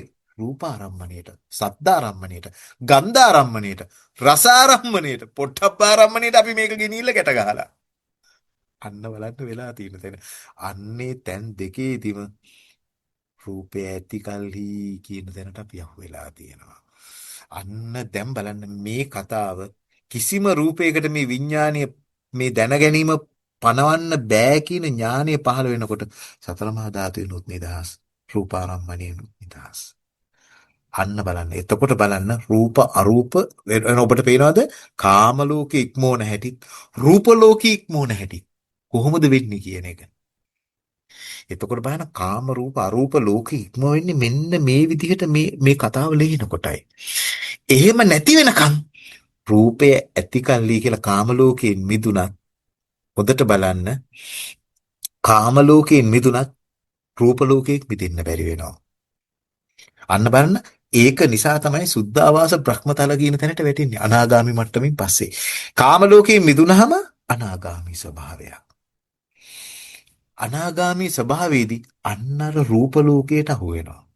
ඔබට පේනවද සියුම්ම වෙන සිද්ධිය මොකක්ද කියලා? වෙන සිද්ධිය. එහෙනම් අපි සතර මහා ධාතුවට ගැට ගන්න තැනිනුත් මිදෙන්න ඕනේ. රූප ආරම්මණයට ගැට ගැහෙන තැනිනුත් මිදෙන්න ඕනේ. ඇත්තටම අපි ඉඳලා තියෙන්නේ කවදාක සතර මහා ධාතුවට ගැට ගැහිච්ච තැනකද? එතන ඉඳලම නැහැ. අපි ඉඳලම තියෙන්නේ රූප ආරම්මණයට ගැට ගැහිච්ච තැන. ඇයි අපිට කවදාකවත් එළියේ රූපේ හම්බ වෙලාද? කවදාකවත් හම්බ වෙලාම නැහැ. හම්බ වෙලාම නැහැ. එහෙනම් පළවෙනියට සතර මහා ධාතුවේ මිදෙනකොට බලන්න මට පේන රූප පේන මම කියන සංසිද්ධියම තියෙන නිරෝධයක. එහෙනම් මේ හිතන එක කවදාකවත් බාහිර රූපෙට ගැට ගන්න බෑ කියලා අපි විදර්ශනා කරන්න තියෙන්නේ කොතනටද? රූප ආරම්මණයට ගැට ගන්න බෑ කියන තැනට. ආන්න බලන්න. රූප ආරම්මණයමයි අපිට හම්බ වෙලා තියෙන්නේ. අපි මේ බාහිර රූපය කියලා හිතන් හිටපු තැන. කවදාකවත් එහි ගිහිල්ලා නැහැ. එහි යන්නත් බෑ. එතකොට බලන්න මගේ කය කියන එක එතකොට හම්බ වෙලාද? හම්බ වෙලාම නැහැ. හම්බ වෙලාම නැහැ. මේක සියුම් කාරණාවක්. හරි? ඔබ මෙච්චෙක් කල් අහපු ධර්මයේ කෙටිම කළා ගත්තොත් ඔන්න ඔතන්ට එන්න ඕනේ. ඔන්න ඔතන්ට එන්න ඕනේ. ඒ කියන්නේ අපි හැමදාම ඇහැ ඉපදෙනකොට, පෙනීම හට ගන්නකොට පහළ වෙන සිත ගැන දැනගෙන හිටියේ නෑ. පෙනීම ආරම්භය සිතක් පහළ වෙනවා. ඒ පහළ වෙන සිත එහෙම නැත්නම් ඊ විඥානය අපි හැමදාම කරේ බාහිර රූපේ සතර මහා ධාතුවටම ගැට ගහලා ගෙනහිල්ලා තිබුණා. දැන් පේනවා ඒක කවදාවත් එහි ගිහිල්ලත් නැති බව. ඒක ගැට ගහිලා තිබිලම තින්නේ කොතනටද? රූපාරම්මණයට. මනසින් ගොඩ නැගිච්ච රූපාරම්මණයටමයි ගැට ගහිලා තියෙන්නේ. එතකොට කවදාහක්වත් බාහිර රූප දැකලා තියෙනවද? අන්න ප්‍රත්‍යක්ෂ ඥාණයෙන් දකින්න හොද්දටම පේන ලෝකයේ පේන ලෝකය සකස් වෙලාම නැහැ. හැමදාම පෙනීම මාත්‍රයෙන් ඒ ෂණේම නිරුද්ධ වෙලා ගිහිල්ලා දැන ගැනීම කියන තැනමයි අපි හිර වෙලා තිබිලා තියෙන්නේ. ඒ දැන ගැනීම වෙලා තියෙන්නේ බාහිර රූපයක් පිළිබඳව නෙමෙයි. රූප ආරම්මණයත් එක්ක ගොඩ නැගිච්ච නාම රූපච්ඡය විඥාන කියන තැනදී මනසින්ම ගොඩ නැගිච්ච මනසෙම ලෝකයකටමයි ගොඩ නැගිලා තියෙන්නේ. මනසෙම ලෝකෙකමයි අපි හිර වෙලා ඉඳලා තියෙන්නේ. හොඳට බලන්න අට්ඨක නාගර සූත්‍ර දේශනාවේදී බුදුහාමුදුරුවෝ ඒ පෙන්නන දේ මොකද්ද කියලා. බුදුහාමුදුරුවෝ පෙන්නන්නේ මොකද්ද කියලා. ඔයගලන්ට මේක අපි බලන්න කියලා දුන්නා, කියවන්න කියලා දුන්නා. බුදුහාමුදුරුවෝ පෙන්නනවා මේ ඒ කියන්නේ මනසින්ම ගොඩ නැගෙන සිතින්ම හදන සිතින්ම ගොඩ නගන හරිද දෙයකටමයි අපි අහු වෙන්නේ කියලා. ඒ කියන්නේ අපි දැන් චේතනා හම්බික්කවේ කම්මං වදාමි කියන තැනදී ගත්තාම රූපං රූපත්තාය සංකතං අபிසංකතං අபிසංකරොන්තෝති සංකාරෝ කියන තැනදී මනසින්ම ගොඩනගන රූපයකට අපි බාහිරේ සතර මහා ධාතුවට අරන් යන තැන තමයි ඒ තියෙන්නේ. අන්න එතනදී බුදුහාමුදුරුවෝ පෙන්නනවා චේතනා හම්බික්කවේ කම්මං වදාමි කියන සිද්ධිය. චේතනාව කර්මයයි කියලා පෙන්නනවා. චේතයිත්වා කම්මං කරෝති කායේන වාචාය මනසා කියලා පෙන්නනවා. ඒ කියන්නේ මනසින්ම සිතින්ම සිතලමයි ඒ කියන්නේ මනස මුල් වෙලාමයි හිතන්නේ. මන මුල් වෙලාමයි කතා කරන්නේ. මන මුල් වෙලාමයි ක්‍රියා කරන්නේ කියනකොට මනසින්ම නිර්මාණය කරන රූපේ අපි අරන් යනවා බාහිර සතර මහා ධාතුවට. මේ තමයි අපි මේ කාම ලෝකයට අහු වෙන තැන. ඊගාව කතාව බලන්නකො දෙවිනියට. දැන් මේ අට්ඨක නාගර සූත්‍ර දේශනාවේදී පෙන්වන්නේ මේ සිතින් මේ මනසින් ගොඩ නැගෙන තැනින් මිදෙන තැන. මනසින් ගොඩ නැගෙන තැන. එතකොට මේ පළවෙනි ඒ කියන්නේ පළවෙනි ධ්‍යානය ගැන බුදුහාමුදුරුවෝ කතා කරන තැන බලන්න අරගෙන පළවෙනි ධ්‍යානය ගැන බුදුහාමුදුරුවෝ කතා කරන තැනදී පෙන්නනවා විතක්ක ਵਿਚාර සහිත හරිද? අන්න ඒකෙන් හට ගන්නවා කියන ප්‍රීතියක්, සැපයක්. හරිද? මෙන්න මේක අරගෙන මෙන්න මේ හට ගන්න සැපය පළවෙනි මෙන්න මේතෙන් හට ගන්න ධානයට ඇවිල්ලා වාසය කරනවා කියනවා. එතකොට මේ පළවෙනි ධානය සකස් වෙච්ච විදිහ දැනගන්නවා කියනවා. කොහොමද ඒක දැනගන්නේ? අන්න බලන්න. අபிසංකතං අபிසං චේතහිතං මනසින්මයි නිර්මාණය කරන්නේ. මෙන්න මේ සුවයත් විතක් ਵਿਚාර සහිත මෙන්න මේ පළවෙනි ධ්‍යානයේ කියන මෙන්න මේ සුවය මේ ප්‍රීතිය ඕකෙන්ද නිර්මාණය කරන්නේ. මනසින්මයි නිර්මාණය කරන්නේ කියනවා. සිතින්මයි උපදවන්නේ කියනවා. සිතින් උපදවන ලද්දක් කියනවා. අන්න බලන්න මේ මෙතන මේ ගැඹුරු සිද්ධියක් මේ පෙන්වන්නේ. ඔබට ඒ කියන්නේ මේ මනසින්ම නිර්මාණය කළා මනසින්ම නිර්මාණය කරන දෙයකටම තමයි අපි මේ යෙදෙන්නේ කියන කතාව පෙන්වනවා. දෙවෙනි ධ්‍යානය ගැනත් බුදුහාමුදුරුවෝ කතා කරනවා සවිතක්ක සවිචාර ගැන. ඒකත් මනසින්මයි නිර්මාණය කරන්නේ කියනවා. වෙන කොයින්වත් නෙමෙයි. ඈ ඒ කියන්නේ මනසින්ම හේතුප්‍රත්‍යයෙන් මනසින්ම නිර්මාණය වෙන එකක්. සිතින්ම උපදවන එකක් කියනවා. අන්න අර රූපේ කතාවමයි මේ එන්නේ. තුන්වෙනි ධ්‍යානය ගැනත් බුදුහාමුදුරුවෝ කතා කරනවා. ඒකත් මොකද්ද? මනස සිතින්මයි නිර්මාණය කරන්නේ. හේතු ප්‍රත්‍යයෙන් මනසින්ම නිර්මාණය කරනවා. සිතින්ම නිර්මාණය කරනවා. ආන්න බලන්න හතරවෙනි ධ්‍යානයත් යන කතා කරනවා. මේ ඔක්කොම ගැන කතා කරනකොට මේ සිතින් නිර්මාණය වෙන තැනින් සිතින් මිදෙන හැටි ගැන බුදුහාමුදුරුවෝ මේ අට්ඨකනාගර සූත්‍ර දේශනාවේදී හරීම සියුම්ව විග්‍රහ කරලා තියෙනවා. මේක කියවලා බලන්න. ඒ වගේ අපි හැමදාම චිත්තේන නීයති ලෝකෝම කියන තැනට තමයි කොටු වෙලා තියෙන්නේ. බලන්න. නමුත් අපි හිටියේ කොතනද? පේන ලෝකයක. ඒ පේන ලෝකයක ඉන්නකොට අභ්‍යන්තර බාහිර මම මෙහි ඉන්නවා පේන රූප කියන තැනකින් ලෝකේ සකස් වෙච්ච තැනක ලෝකයක් අපි පරිහරණය කරේ. දැන් ඕගොල්ලන්ට පේනවා එහෙම එකක් සකස් වෙලාම නැහැ. පිනිලම නැහැ. ඇහිලම නැහැ. දැනිලම නැති තැනකදී පෙනීම උපයෝගී කරගෙන මනසින්මයි ලෝකය සම්පූර්ණයෙන්ම නිර්මාණය වෙලා තියෙන්නේ. චිත්තේන නීයති ලෝකෝමයි. අපි ඒ කියන්නේ පේන ඇහෙන දැනෙනවා කියලා දැනගත්ත තැනක අපි කවදාකවත් ඉඳලම නැහැ. මම මේක ඔබට තව ප්‍රත්‍යක්ෂ කරගන්නමයි මේ කතාව ඔබට ගෙනල්ලා පෙන්වන්නේ. අර මැටි උපමාවත් පෙන්වුවේ මේ හිතන එකක්වත් සතර මහා ධාතුවට අයිතිම නැහැ. ඒ කියන්නේ බාහිර රූපයක් අපි පරිහරණය කරලම නැහැ. දෙක බාහිර රූපේ යෙදිලා තියෙන ඇහැ රූප කියන තැනදී විතරයි. බලන්න. අභ්‍යන්තර බාහිර ආයතන ගැටෙනකොට ඒක අපිට කවදාකවත් හම්බ වෙලා නැහැ. මම ඔබට ওই ඉස්සල්ලා දේශනාවලදී පෙන්නුවා පටිඝ සම්පස්සේ අපිට කවදාකවත් හම්බ වෙන්නේ නැහැ. පටිඝ සම්පස්සේ කවදාකවත් හම්බ වෙන්නේ නැහැ. අපි හිර වෙන්නෙම අධිවචන සම්පස්සයත් එක්ක මේ නාම ධර්ම සකස් වෙලා ගොඩ නැගෙන තැනදී තමයි අපි හිර වෙන්නේ. එතකොට බලන්න අපිට කවදාකවත් පටිඝ සම්පස්සේ හම්බ වෙලා නැහැ කියලා කියන්නේ අපි කවදාකවත් බාහිර ලෝකේ පරිහරණය කළාම නැහැ. කිසි දවසක වෙලා නැහැ. ඒ කතාව තමයි මම ඔබට එතනදී පෙන්වන්නේ. එහෙනම් බලන්න මේ නාම රූප පත්‍ය පස්සෝ කියන සකස් වෙනකොට නාමකයේ පටික සම්පස්සයත් රූපකයේ අදිවචන සම්පස්සයත් කියන සිද්ධිය සිද්ධ වෙලා නාම රූප පත්‍ය පස්සෝ කියන එක හට ගන්නවා.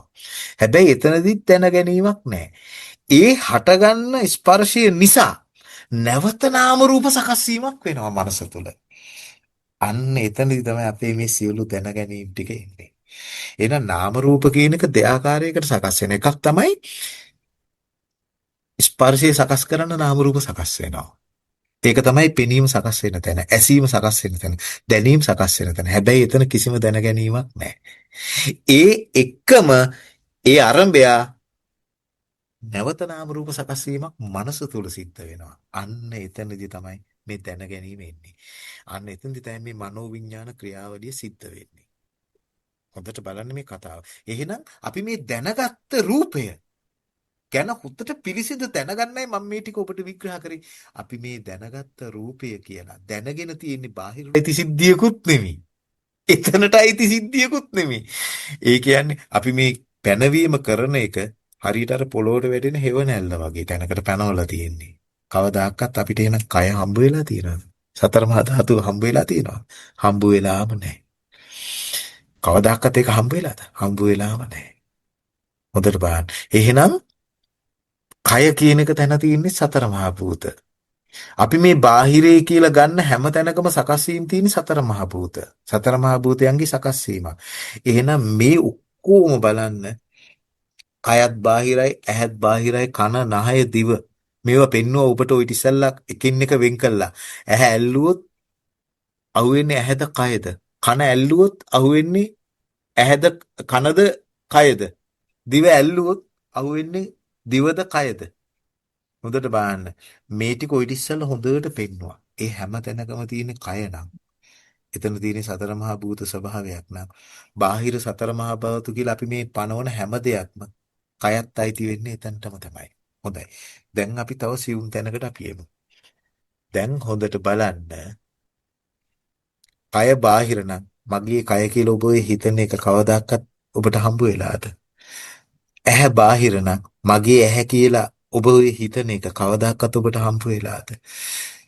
දිව බාහිර නම් නහය බාහිර නම් මේ එකක්වත් ඔබට කවදාකවත් හම්බ වෙලාද? කවදාකවත් මේව පරිහරණය කළාද? පරිහරණය කළාම නැහැ. ඔබ ඔය හිතන එක කවදාකවත් එතන තිබිලා තියනවද? තිබිලාම නැත්තම් ඔබ මනසින්ම ගොඩ නැගිච්ච මනසින්ම හදලා දීපු ඇහක් කනක් නහයක් දිවක් කයක් නෙවෙයිද පරිහරණය කළා තියෙන්නේ. එතකොට මගේ අත කකුල කියලා මේ ගත්ත ඔක්කොම ටික ඔහොම එකක් නෙවෙයිද පරිහරණය කළා තියෙන්නේ. එතකොට මේ හිතපු එක ඔබ තියනවාම කියලා හිතාගෙන ඉන්නකොට ඒක නෙවෙයිද ඇති කල්හි.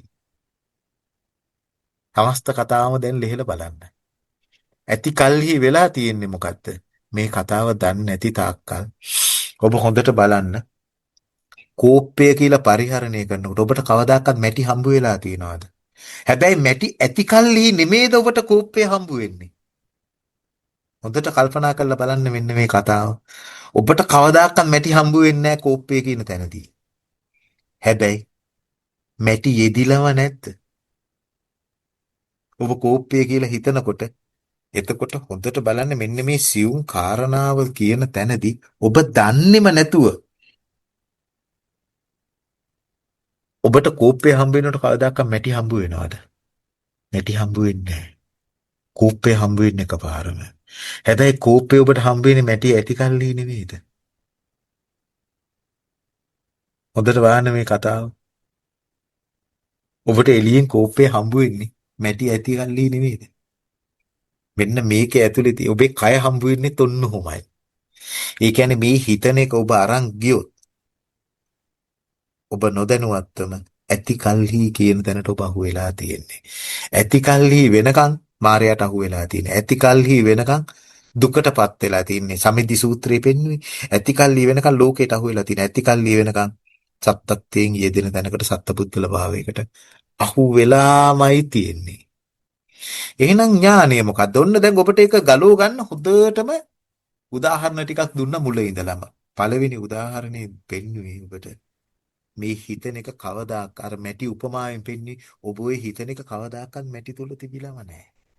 එහෙනම් මේ හිතන එක එහි ගෙනියන්න බැරි නම් හොඳට බලන්න ඔබට කවදාකවත් මැටි හම්බ වෙනවද? මැටි හම්බ වෙන්නේ නැහැ. මැටි ඒ කියන්නේ ඔබට කෝපයෙන් හම්බ වෙනකන් ඔබ හිතුවත් නැතත් මැටි ඔබට හම්බ වෙලාමයි තියෙන්නේ.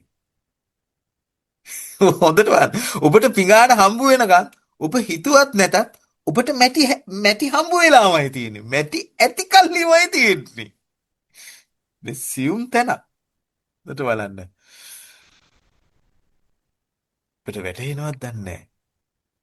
ඔබට පිළිමේ හම්බ වෙනකන් ඔබ හිතුවත් නැතත් ඔබට මැටි ඇති කල්ලිමයි ඔබ ඉන්නේ. ආන්න බලන්න. ඒ කියන්නේ හරිම සියුම් තැනක් මෙතන. ඔබ බාහිර මේ හිතන එක පේන තැනට අරන් යන්න පුළුවන් නම්, ඇහෙන තැනට අරන් යන්න පුළුවන් නම් ඔබ පළවෙනියෙන්ම සතර මහා බාහිර රූපෙට අහු වෙලා. දෙක, පේන තැනට මේක අරන් යන්න පුළුවන් නම් ඔබ රූපාරම්මණයට අහු වෙලා. ඇති කල්හිමයි ඉන්නේ. නැති කල්ලි වෙන්නේ නැහැ. එහෙනම් බලන්න ඥානෙ ඉපදෙනකොට මේ දැන ගැනීම රූපයට ගෙනියන්න බැරි වෙනකොට සතර මහා භූතයට වේවා රූප ආරම්මණයට වේවා අන්න සමස්ත ඇතිකල්හි කියන කතාවෙන් අත් මිදෙන තැන. ඇතිකල්හි වෙන්නේ නැහැ එතකොට. පේන ලෝකයක්, ඇහෙන ලෝකයක්, දැනෙන ලෝකයක් මේ කියන එක නිරෝධයකම පවතින ඥානයක් ඉපදෙන්නේ. එහෙනම් මේ සිත හටගන්නේ මේ මොහොතේ. එහෙනම් ඇතිකල්හි වෙන්න බෑනේ නේද? එහෙනම් මේ හටගන්න ස්කන්ධ පහ සකස් වෙන හේතුව දකිනවා. මේක මේ මේ දැන ගැනීම රූපයට ගෙනියන්න බැන්නම් සතර මහා ධාතුවට ගැට ගහන්නත් බැරි නම් රූප ආරම්මණයට ගැට ගහන්නත් බැරි නම් මේ විඥාණයට පිහිටන්න බැරි වෙනවා. ඉස්සල්ලාම අපි මේක පෙන්නුවා සතර මහා ධාතුවට පිහිටන්න බැරි නම් අන්න කාම ලෝකයෙන් නිදහස් කියලා. දෙක තමයි මේක රූප ආරම්මණයට ගැට ගහන්න බැරි නම් අන්න රූප ලෝකයෙන් නිදහස්. තමයි හරි සියුම් කාරණා ටිකක් ලෙහෙන්නේ. සියුම් කාරණා ටිකක් ලෙහෙන්නේ. මෙන්න මෙහෙම ලෙහෙනකොට තමයි පළවෙනි ධ්‍යානය, දෙවෙනි ධ්‍යානය, තුන්වෙනි ධ්‍යානය, හතරවෙනි ධ්‍යානය කියන මෙන්න මේ කාරණා ටික සිද්ධ වෙන්නේ. ඇයි? ඔබ මනසින්මයි මේක ඉපදෙන්නේ. මනසින්ම හැදෙන එකක් කොහොමද හැදෙන්නේ? කොහොමද මේ ස්කන්ධ පහ සකස් වෙන්නේ? අන්න බුදුහාමුදුරුවෝ පෙන්නවා. අවිද්‍යාව, තණ්හා, කර්ම, සතරාහාර, නිබ්බන්ති කියන හේතු පහෙන්මයි මේ ස්කන්ධ පහ සකස් වෙන්නේ. එහෙනම් මේ වෙලාවේ අවිද්‍යාව දුරු වෙනකොට අන්න ස්කන්ධයන් ඉතුරු නැතුවම නිරුද්ධ වෙන ඥානය පහළ වෙනකොට බලන්න අවිද්‍යාව මේ මෙතනට එනකොට මේ රූපය මේ දැන ගැනීම රූපයට ගෙනියන්න බෑ කියනකොට එකක් සතර මහා ධාතුවට ගැට ගහන්න බෑ දෙක රූපාරම්මණයට ගැට ගහන්න බෑ කියනකොට එක සුවිශේෂී ඥානයක්. ඒ ඥානය තුල තමයි පළවෙනියෙන්ම පළවෙනි ධ්‍යානෙට එන්නේ. විතක්ක ਵਿਚාර සහිතව. අන්න ප්‍රීති සුඛ ඒකාග්‍රතාව කියන ටික වෙනවා. විතක්ක ਵਿਚාර සහිතව. ඒකත් මනසින්මයි ගොඩ නැගෙන්නේ කියන තැන ඉන්නකොට බලන්න. ඒකත් හේතු ප්‍රත්‍යයෙන්මයි සකස් වුනේ මනසින්මයි ගොඩ නැගුනේ කියලා. අන්න එතන ඉන්නකොට මොකද වෙන්නේ? අන්න අර ඕරම්බාගේ සංයෝජන දුරු වෙලා යනවා. හරි මේ ඝනත්වයෙන් සකස් වෙන ලෝකයේ ටික සිඳිලා යනවා. හොඳට බලන්න මේක සියුම් කාරණාවක්. අන්න එතකොට බලන්න අවිද්‍යාව දුරු වෙනවා, තණ්හාව දුරු වෙනවා, කර්මක්ෂය වෙනවා, සතරාහාර නිරුද්ධ වෙනවා. විපරිණාම ලක්ෂණේ මේක නිරුද්ධ වෙලා යනවා. එහෙනම් මේ හිතන එක බාහිර රූපෙට විතරක් නෙමෙයි. මේ හිතන එක රූප ආරම්මණයට ගැට ගන්නත් බෑ නේද? අනවර සියුම් ඥාන දර්ශනයකට එනවා. අන්නේම එනකොට අන්න විතක්ක ਵਿਚාර නැති. සවිතක්ක සවිචාර වෙන. අන්න දෙවෙනි ධ්‍යානයට එන්න පටන් ගන්නවා. අන්න බලන්න මේක පළවෙනි එක ගොරෝසු මට්ටමින් ගැලවිලා යනකොට තමයි ඒ මට්ටමින් මනස පිරිසිදු වෙනකොට අන්න මනස නිවෙන්න පටන් ගන්නකොට අන්න මනසේ නිවීම ඇති වෙනකොට සවිතක්ක සවිචාර විතක්ක ਵਿਚාර නැති අන්න දෙවෙනි ධ්‍යානයට එනවා. ඒකත් ඒ ආර්ය ශ්‍රාවකයා දැනගන්නවා මේකත් හිතින්මයි ගොඩ නැගෙන්නේ. මේකත් මනසින්මයි ගොඩ නැගෙන්නේ.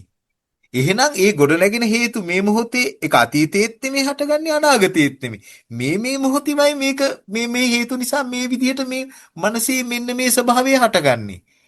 අහන්න බලන්න. අන්න එහිම දැනගන්නකොට ඒ හේතු නිරෝධයෙන් ඒකත් නිරුද්ධ වෙනවා කියන ඥානය අන්න වැඩි දියුණු වෙනවා. අන්න බලන්න. අන්න බලන්න. අන්න ඒකත් ඒ විදිහට එනකොට අන්න හැම මොහොතකම මේ ඕපපාතිකෝ මේ මොහොතෙමයි මේක සකස් වෙන්නේ. මේ මොහොතෙමයි මේ හේතු හටගන්නේ. ඒ හේතු නිරෝධයෙන් මනස තුල මේ හේතු නිරෝධයෙන් ඒකත් ඒ ස්වභාවයත් නිරුද්ධ වෙලා යනවා කියන ඥාන දර්ශනයේ ටික එනකොට බලන්න කෙලස් ප්‍රහීන වෙනවා කියන එක සිද්ධ වෙනවා. ඇයි? අවිද්‍යාව දුරු වෙනවා, තණ්හාව දුරු වෙනවා, කර්මක්ෂය වෙනවා, සතරාහාර නිරුද්ධ වෙනවා. විපරිණාම ලක්ෂණේ නිරුද්ධ වෙලා යනවා.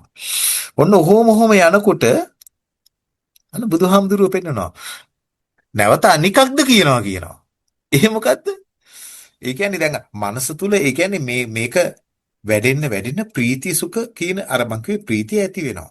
ඒ සුවය ඇති වෙනවා. දැන් සුවේ විඳින්නෙක් ඉන්නවා මුලින්. ඒක තමයි විතක්ක ਵਿਚාර කියන තැනදී නැවත විදර්ශනා වෙනකොට මේකත් සිතින්මයි යෙදුනේ. මේකත් හේතු ප්‍රත්‍යයෙන් මනස තුලමයි ගොඩ නැගිච්ච සිද්ධියක් කියලා එනකොට ඒ ස්වභාවය දුර වෙලා යනකොට තමයි විතක්ක ਵਿਚාර රහිත ස්වභාවය වෙන්නේ.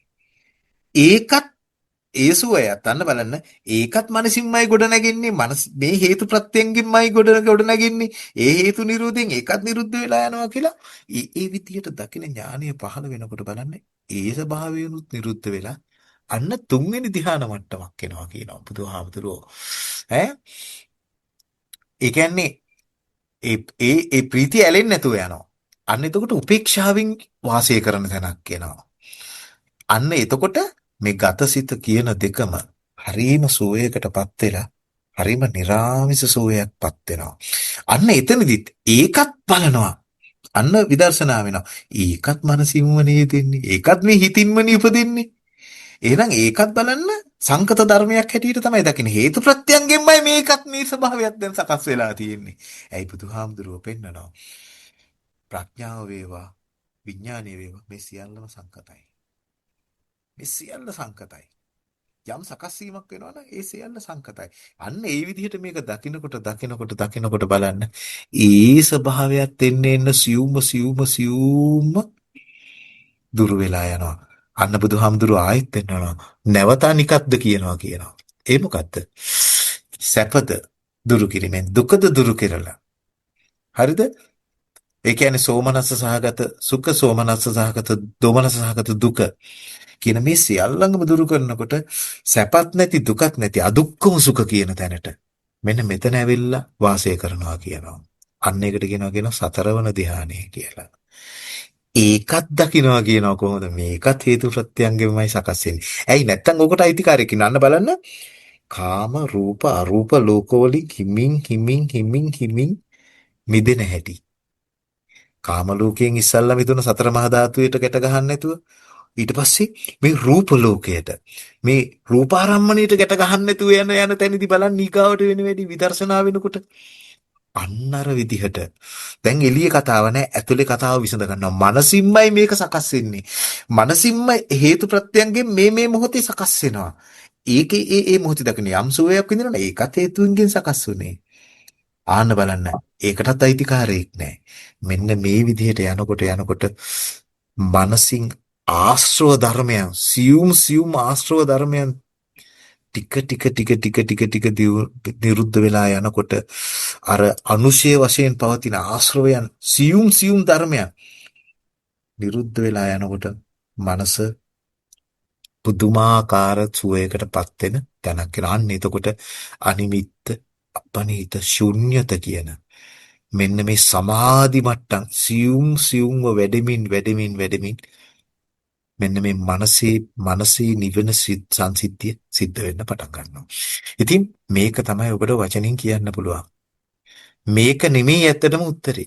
මෙතන නෙමෙයි උත්තරේ තියෙන. ඔබට මේ කාරණාවට යෙදෙනකොට ටික ඉස්සල්ලාම අර ඔබට පෙන්නවා කොස්සෙන් අතු ගන්න කුණු ටික. අපිට පේන්න තියෙන කුණු ටික අතු ගාලා දාන්න පුළුවන් කොස්සෙන්. ඒ කොස්සෙන් අතු ගාලා කෙරෙන්න ඕන කාර්යය ටික කෙරෙනකොට කාම ලෝකයේ කියන එක අතහැරිලා යයි. පේන මට්ටමක් තියෙනවා. ඊට පස්සේ කොස්සට අහුවෙන්නේ නැති කුණු තියෙනවා. මම ඔය ඉස්සලා දීපු මේ උපමා වලින් මොකක්ද කිව්ව එක තමයි දැන් මේ කියන්නේ. ඒ ටික ඊගාවට අපිට වැකියුම් ක්ලීනර් එකක් දාලා සුද්ධ කරන්න වෙනවා. කොස්සට යන්නේ නැති ටික. අන්නේ ටික වැකියුම් ක්ලීනර් එකෙන් කරනකොට ඒකටත් කුණු ටිකක් අහු වෙනවා. ඒ මට්ටම කොස්සට අහු වෙන්නේ නැහැ. ඒ මට්ටමත් දුර වෙලා යනකොට අන්න මනස පිරිසිදු වෙන ස්වභාවයක් තියෙනවා. හරි? ඒ කියන්නේ විතික්‍රම පරිඋත්තාන අනුශය කියන ස්වභාවයන් තියෙනවානේ. ඒ වැකියුම් ක්ලීනර් එකටත් අහු වෙන්නේ නැති ටිකක් තියෙනවා. අපි ඒක දාන මොබ් එකක් දාලා මොප් කරලා දානවා. ඒකටත් අහු වෙනවා කුණු ටිකක්. නේද? ඒවත් කුණු තමයි. අන්න ඒව පිරිසිදු වෙලා යන ස්වභාවය තමයි මේ අට්ඨකනාගර සූත්‍ර දේශනාවේ බුදුහාමුදුරු හරීම සියුම්ව විග්‍රහ කරලා තියෙන්නේ. ඉතින් බලන්න ඒ හැම එකක්ම එහෙනම් මනසින්ම නිර්මාණය කළ අபிසංකතං අபிසංචේතිතං අන්න බලන්න මනසින්මයි නිර්වාණය හිතින්මයි හදන්නේ ඒ හිතින්ම හැදෙන්නේ හේතු ප්‍රත්‍යයන්ගෙන් අන්න ඔබට මං එදත් පෙන්නවා මේ උදේවය කියන එක ස්කන්ධයන්ගේ හට ගැනීමත් ස්කන්ධයන්ගේ නිරෝධයත් කියන්නේ මොකක්ද අනුලෝම පටිච්ච සමුප්පාදයක් පටිලෝම පටිසමුප්පාදයක් ගැනයි මේ කතා කරන්නේ හරි මේ සියුම්ම දැන් අද මම මේ බර වචන ගන්න නැතුව ඔබට මම මේ පිච්චරලා කිව්වේ මොකද්ද සියුම්ම ස්කන්ධයන්ගේ හට ගැනීම ස්කන්ධයන්ගේ නිරෝධයත් මෙන්න මේ උද්දේවය ඥානය ගැනයි මේ පෙන්වුවේ කොහොමද මේක කරන්නේ කියන එක කෙනෙක් මේක හුස්ම රැල්ලට දාලා කරන්න පුළුවන් ඒ හැම තැනකදීම මොකද්ද තියෙන්නේ උද්දේවය ඥානෙ ස්කන්ධයන්ගේ හට ගැනීමත් ස්කන්ධයන්ගේ නිරෝධයක් ස්කන්ධ හට ගන්න හැටි බුදුහාමුදුරුවෝ පෙන්නනවා අවිද්‍යාව තණ්හා කර්ම සතර ආහාර නිබ්බන්තිය සකස් වෙන්නේ එහෙනම් අවිද්‍යාව දුරු වීමෙන් තණ්හාව දුරු වීමෙන් කර්මක්ෂය වීමෙන් මේ මොහොතේ සතර ආහාර නිරෝධයෙන් විපරිණාම ලක්ෂණේ නිරුද්ධ වෙලා යන සිද්ධිය සිද්ධ වෙන්න ඕනේ එහෙනම් ඔබ මෙතෙක්කල් අහපු දේ මේ දැනගත්ත දේ එකක් සතර මහා ධාතුවට ගැට ගන්න බැරි තැනදී ඔන්න ඔය ක්‍රියාවලිය සිද්ධ වෙනවා දෙක ඔබ මේ දැනගත් එක රූපාරම්මණයට ගැට ගන්න බැරි තැනදී ඔන්න ඔය ක්‍රියාවලිය සිද්ධ වෙනවා මොකද්ද වෙන්නේ ස්කන්ධයන්ගේ උදේවය හේවත් උද්දේවය ඥානයමයි වැඩෙන්නේ උදේවය ඥානය වැඩෙනවා කියන්නේ පළවෙනි ධ්‍යාන දෙවෙනි ධ්‍යාන තුන්වෙනි ධ්‍යාන හතරවෙනි ධ්‍යාන මේ කතන්දරේ සිද්ධ වෙලා ඊතර වීම කියන එක සිද්ධ වෙනවා. අන්නේ හැම තැනකදීම ඇස නැති කල්හි රූපය නැති කල්හි චක්කු විඥානය නැති කල්හි මෙන්න මේ සංසිද්ධිය සිද්ධ වෙනවා. හිතුවත් නැතත් ඔබ හරියට යෝනිසෝ මනසිකාරයට යොමු වුණොත් මේ කතන්දරේ තමයි වෙන්නේ. උත්තරේ ලැබේ. හැබැයි මම ඔය කිව්ව එකක්වත් නෙමෙයි උත්තරේ. අතිශය සියුම් අනිමිත්ත අපනිහිත ශුන්්‍යත කියන ත්‍රිවිධ විමෝක්ෂය තමයි වැඩි දියුණු වෙන්නේ. ත්‍රිවිධ විමෝක්ෂයටමයි යන්නේ. ඉතින් මේක තමයි ඔබට කියන්න තියෙන. ඉතින් ඔබ බලන්න මේ ඔබ මෙච්චර කල් හිටියේ පේන ඇහෙන තැනක ඒ ගැනම දැනගන්නවා කියන කතාව ලෙහෙන්න කොච්චර සියුම් ඥානයක් උපදින්න ඕනේද? සම්මා දිට්ඨිය කියන්නේ අන්නේ වගේ ඊටාම සියුම් ඥානයක් උපදිච්ච තැනක්. ඒ ඥානයට ගෝචර වෙනකොට බලන්න හිතෙන තැනකමයි ලෝකේ ඉඳලා තියෙන්නේ දැනගත්ත තැනකමයි දැනගැනීම කියන තැනකමයි ඉඳලා තියෙන්නේ කියනකොට බලන්න පේන ලෝකයම නිදහස්. ඇහෙන් නිදහස්, කනෙන් නිදහස්, දිවෙන් නිදහස්, නහයෙන් නිදහස්, කයෙන් නිදහස්. මායාවේ සමස්ත භූමියෙම නිදහස්. ඒ කතාව එනකොට එහෙනම් එතනට එනකොට බලන්න පේන ලෝකයේම තියෙන නිරෝධය. ඒක තමයි පහළ වෙලා තියෙන ඥානය. ආයි බලන්න දෙයක් තියනවද මම නැද්ද කියලා ඉන්නවද කියලා. සමස්ත කතාවෙම නිදහස් එතන. මේ අවදි වෙච්ච ඥානය තුල බලන්න පේන ලෝකයෙම නිදහස් කියන්නේ ඔබේ ලෝකයක ඉඳලා තියනවාද? ඉඳලම නෑ. ඒක තියෙන්නේ නිරෝධයකමයි නොහට ගන්න තැනකමයි. ඒ සංස්කාරයන් නිරුද්ධ වෙච්ච තැනකමයි ඉන්නේ. එහෙනම් සංස්කාරයන්ගේ නිරෝධය කියන එක එතන පවතිනවා. ඒ පරිහරණය කරපු ලෝකෙෙම මිදිච්ච තැනදී බලන්න මේ පරිහරණය කරපු සංස්කාරයන්ගෙන් නිදහස් වෙලාමයි තියෙන්නේ. අමුතින් බලන්න තියනවාද? බලන්න දෙයක් නැහැ. ඒක තමයි ඥානය. ඉතින් මේක හරිම සියුම් තැනක්. හරි? ඉතින් මේක වචන වලින් ගන්න යන්න එපා. ගන්න බෑ කවදාකවත්. මේ ඥානෙට ඉපදෙන්න දෙන්න. ඒ විදර්ශනාව වෙනකොට ඒ සංසිද්ධිය වෙයි. ඉතින් මේක තමයි වචනකින් කියන්න පුළුවන් මට්ටම. ඊටු ටික සම්පූර්ණයෙන්ම අත්දැකීමක් තියෙන්නේ. ඒක ගැන අපිට කොයි වචනයකටවත් පෙරලන්න පුළුවන් එකක් නෙමෙයි. ඒ පෙරලන ඔක්කොම බුදුහාමුදුරුවෝ පෙන්නනවා ප්‍රඥාවයි විඥානයයි එකටම පවතින්නේ. ප්‍රඥාව වැඩි යුතුයි විඥානයේ පිළිසිඳ දත යුතුයි. යමක් ප්‍රඥාවෙන් දැනගන්නවද විඥානයේ දැනගන්නවා. යමක් විඥානයෙන් දැනගන්නවද ප්‍රඥාව දැනගන්නවා. එහෙනම් අපි මෙතනින් එහාට මේ අවබෝධය ගැන කතා කරනවා නම් අපිට කතා කරන්න අපි ගන්න වචන ඔක්කොම ටික අන්න අර විඥානය හරහා අපි කතා කරන ටිකක් විතක්ක ਵਿਚාර ටිකක් විතරයි. ඒ අත්දැකීම අපිට කවදාකවත් මේ මායාවේ වචන වලට ගේන්න පුළුවන් එකක් නෙමෙයි. ඒක තමයි අවබෝධය. ඒ අවබෝධය කියන අත්දැකීම තුල තියෙන්නේ නිරෝධයක්මයි. නිරෝධයක්මයි. ආන්න බලන්න. ඒක මං හිතන්නේ වැටහෙන්න ඇති. මේ ඉස්සල්ලත් මම මීට වැඩිය සියුම් මීට වැඩිය මේක විග්‍රහ කරාට අද මම ඔබට මම විග්‍රහ කරන්න යෙදුනේ අපිට වචනකින් කවදාකවත් පෙන්වන්න බැරි කතාවක් ස්වභාවයක් ගැන. ඒ ස්වභාවයට එන හැටි. ඒ කියන්නේ තවදුරටත් අපි මේ හිතන එක සතර මහා ධාතුවත් එක්ක අපි මේ බාහිර රූපෙට යනවා නම් ඔබට අර මැටි උපමාවෙන් පේන්නේ නැති අපි මේ පනවපු කිසි දෙයක් කවදාකවත් ඒ ඒ ඒ ඒ ඒ හැඩතලයේ තුල තිබිලා නැති බව. අන්න ඒකයි මට පෙන්වන්න ඕනුනේ පළවෙනි එක. දෙවෙනි එක අපි මේ පනවන එක කවදාකවත් ඒ රූපාරම්මණය තුලත් තිබිලා නැති බවයි. මේකයි. අපි දැන් අපි ටීවී එකේ වැටෙන හැඩතල ටික අරන් බලන්න. අපි අහවලා කියලා මේ හැඩතල වලට පෙන්නනවා. හැබැයි මේ හැඩතලේ කවදාකවත් එහෙම කෙනෙක් ඉන්නවද? ඉඳලා තියනවද? ඉඳලම නැහැ. චිත්‍රපටි උපමාවෙන් පෙන්වන ස්ක්‍රීන් එකට වැටෙන ඕකමයි. ඒ හැඩතල වල කවුරුත් ඉන්නවද? සත්ත්වෝ ඉන්නවද? පුද්ගලයෝ ඉන්නවද? නැහැ. අන්න එහෙම දෙයක් තමයි මනසේ ගොඩ නැගින සංසිද්ධියක්. මනසේ ගොඩ නැගින සංසිද්ධියත් අන්න ඒ වගේ. ඉතින් බලන්න බුදුහාමුදුරුවෝ පෙන්වන අபிසංචේතිතං කොහෙද? මනසින්මයි ගොඩ නැගෙන්නේ. සිතින්මයි හැදෙන්නේ. සිතින්මයි හදාගන්නේ. අන්න චිත්තේන නියති ලෝකය ගැනයි ඔබට මේ පෙන්වන්නේ. එහෙනම් මං හිතනවා මීට වැඩිය මේක ගැන විග්‍රහ කරන්න හරි අමාරුයි. මොකද මේක කිසිම මේ මායාවේ ලෝකයේ වචන වලින් කියන්න පුළුවන් සංසිද්ධියක් නෙමෙයි. නමුත් ඔබට මේ ඝනත්වයෙන් හම්බ වෙන ලෝකෙන් මුලින්ම මිදෙන්න පොඩි උපමාවක් පෙන්වුවේ. මැටි උපමාව අරගෙන. දෙක තමයි මනසින් හැදෙන තැන. මේ රූපාරම්මණයට අපි දෙවිනියට අහු වෙනවා. අන්න රූප ලෝකයකට කොටු වෙනවා. අන්න ඒකිනුත් මිදෙන තැන. එහෙනම් ඉස්සල්ලාම කාම ලෝකයෙන් මිදෙන්න ඕනේ. සතර මහා ධාතුවට ගැට ගහ ගන්න බෑ. දෙක රූප ලෝකයෙන් මිදෙන්න ඕනේ. රූපාරම්මණයට ගැට ගන්නත් බෑ. අන්න ඒ වෙනකොට අරූප ලෝක කියන කතාව ලෙහින්න පටන් ගනී.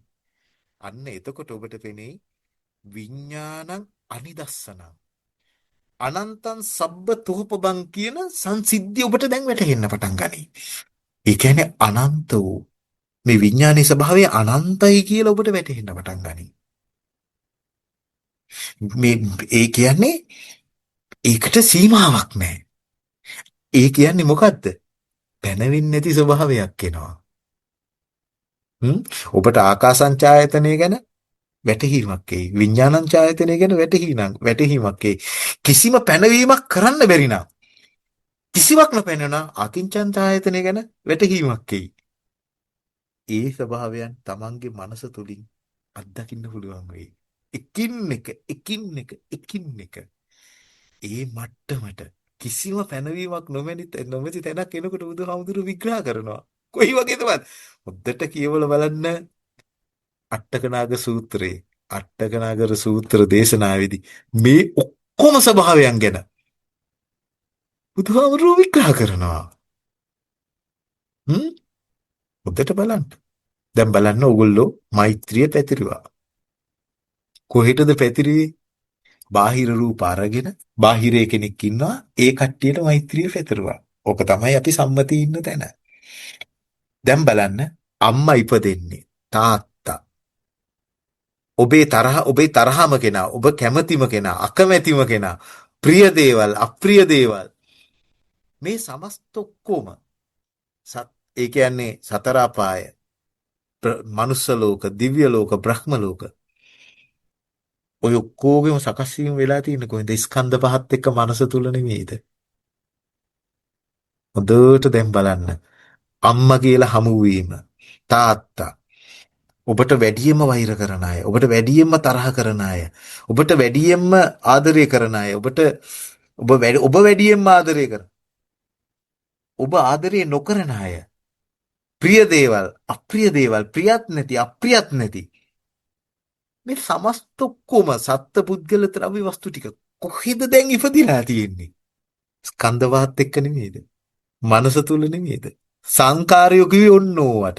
එහෙනම් අසූචි ටිකේ ඉඳලා දූවිල්ලේ ඉඳලා ඔබ දන්න නොදන්න හැම දෙයකම හැම දෙයක්ම ඉපදිලා තින්නේ කොහෙද? ස්කන්ධ පහක් එක මනස තුලයි. එහෙනම් දස දිශාම තින්නේ කොහෙද? ඔතනයි. හොඳට බලන්න. දැන් ඒ හැම කෙනෙක්ම ඉපදිලා තින්නේ ওই මනස තුලයි. ස්කන්ධ පහක සකස් වීමත් එක්ක ඔන්න ඔය ලෝකේ කොහෙද බලන්න දැන් සකස් වෙලා තියෙන්නේ? චිත්තේන නියති ලෝකය කියුවේ මොකද්ද? සිතින්ම ලෝකයක් හදාගෙන, සිතින්ම හැඩතලක් නිර්මාණය කරගෙන, සිත නැමැති ලෝකයක සියලු සත්වයෝ අනුගත වෙලා කිව්වා. හරිද වැරදිද? ඔන්න දැන් හොයලා බලන්න. හරි? දැන් හොයලා බලන්න මේ බුද්ධ වචනය කොතනටද ගැලපෙන්නේ කියන එක. එතකොට බලන්න දස දිශාවටම දැන් ඔබ හරි අපි ඉස්සෙල්ලම සතර දිශාවට මෛත්‍රී කරමු. ඉදිරි දිශාව, පිටිපස්ස දිශාව, පැත්ත මේ වම් පැත්ත, දකුණු පැත්ත. හරි. හතර දිශාව අරගන්න. උඩු දිශාව, යටි දිශාව ගන්න. අට දිශා ඔය යටි දිශාව ඔය දිශාවල් ටික ඔක්කොම දැන් කොහෙද සකස් වෙන්නේ කියලා බලන්න. ඒ දිශාවල් වලට සකස් වෙන ඔක්කොම තින ඉදිරියේ තියෙන දේවල්, පස්සේ තියෙන දේවල්, පැත්තේ තියෙන වම් පැත්තේ තියෙන දේවල්, දකුණු පැත්තේ තියෙන දේවල්, උඩු පැත්තේ තියෙන දේවල්, යටි පැත්තේ තියෙන දේවල්. දැන් කොහෙ සකස් වෙන්නේ? ඔන්න දැන් බලන්න. කොයි සකස් වෙන්නේ කියලා බලන්න. ඒ සකස් වෙන හැම දෙයක්ම මනසින්ම නෙවෙයිද සකස් වෙන්නේ. ඒ සකස් වෙන හැම දෙයක්ම ඒ දිශාවල් ඔක්කොගෙම කිසිම රූපයකට පනවන්න බෑ කියලා. පැනවෙන්නේ නැති වෙනකොට ඒ කිසිම දිශාවක තියෙන ඒ කිසිම දිශාවකින් ඔබට මේ විඥානයේ ගේන කිසිම දෙයක් පනවන්න බෑ කියන තැනට එනකොට බලන්න මනස නිවෙනවා. ඒ හැම තැනකදීම බලන්න ඔබට පණිවිඩයක් නෙවෙයිද ගෙනල්ලා දීලා තියෙන්නේ. ඔබේ ගමන ඔබට මේ සංසාර ගමනින් එතර වෙන්න දේවදූතයෝ ටිකක් නෙවෙයිද පහළ වෙලා තින්නේ හැම දිශාවක් තුලම. ඒ හැම දෙයක්ම ඔබේ මනස තුලම සකස් වෙලා තින්නේ. ඔබට ඥාති නොවන කිසි කෙනෙක් ඉන්නවද? නෑනේ. ඔබට සියලු කෙනෙක් හැම කෙනෙක්ම ඔය මනසට ඥාතියෝනේ. හොඳට බලන්න මේ මොහොතේ හරිම සියුම් කාරණාවක් මිස්මතු වෙන්නේ. එහෙනම් බලන්න ඔබේ මෛත්‍රිය කොච්චරක් දුරට පතුර වෙනවද? ඔබට දැන් පේනවද ඒකේ සීමාවක් නැති බව? ඉදිරි දිශාවේ ඔබේ ලෝකයේ පහළ වෙච්ච සෑම දෙයක්ම අරන් බලන්න. දේවදූතයෝ නෙමෙයිද මේ සංසාර ගමනින් මේ සංසාර ගමනින් මිදෙන්න පහළ වෙච්ච. ඒ හැම දෙයකම පණිවිඩයක් නෙමෙයිද ගෙනල්ලා දීලා තියෙන්නේ. ඒ හැම කෙනෙක්ගෙන්ම ඔබට ඔබේ රාගය, ඔබේ ඇලීම, ඔබේ ගැටීම පෙන්වන්න ආපු දේවදූතයෝ නෙමෙයිද? ඔබට මේ සංසාර ගමනින් නිදහස් වෙන්න මඟ පෙන්වන්න ආපු අය නෙමෙයිද? පිටිපස්සෙන් බලන්න, පැත්තෙන් බලන්න, උඩින් බලන්න, යටින් බලන්න, ඔක්කොම ටික අරන් බලන්න.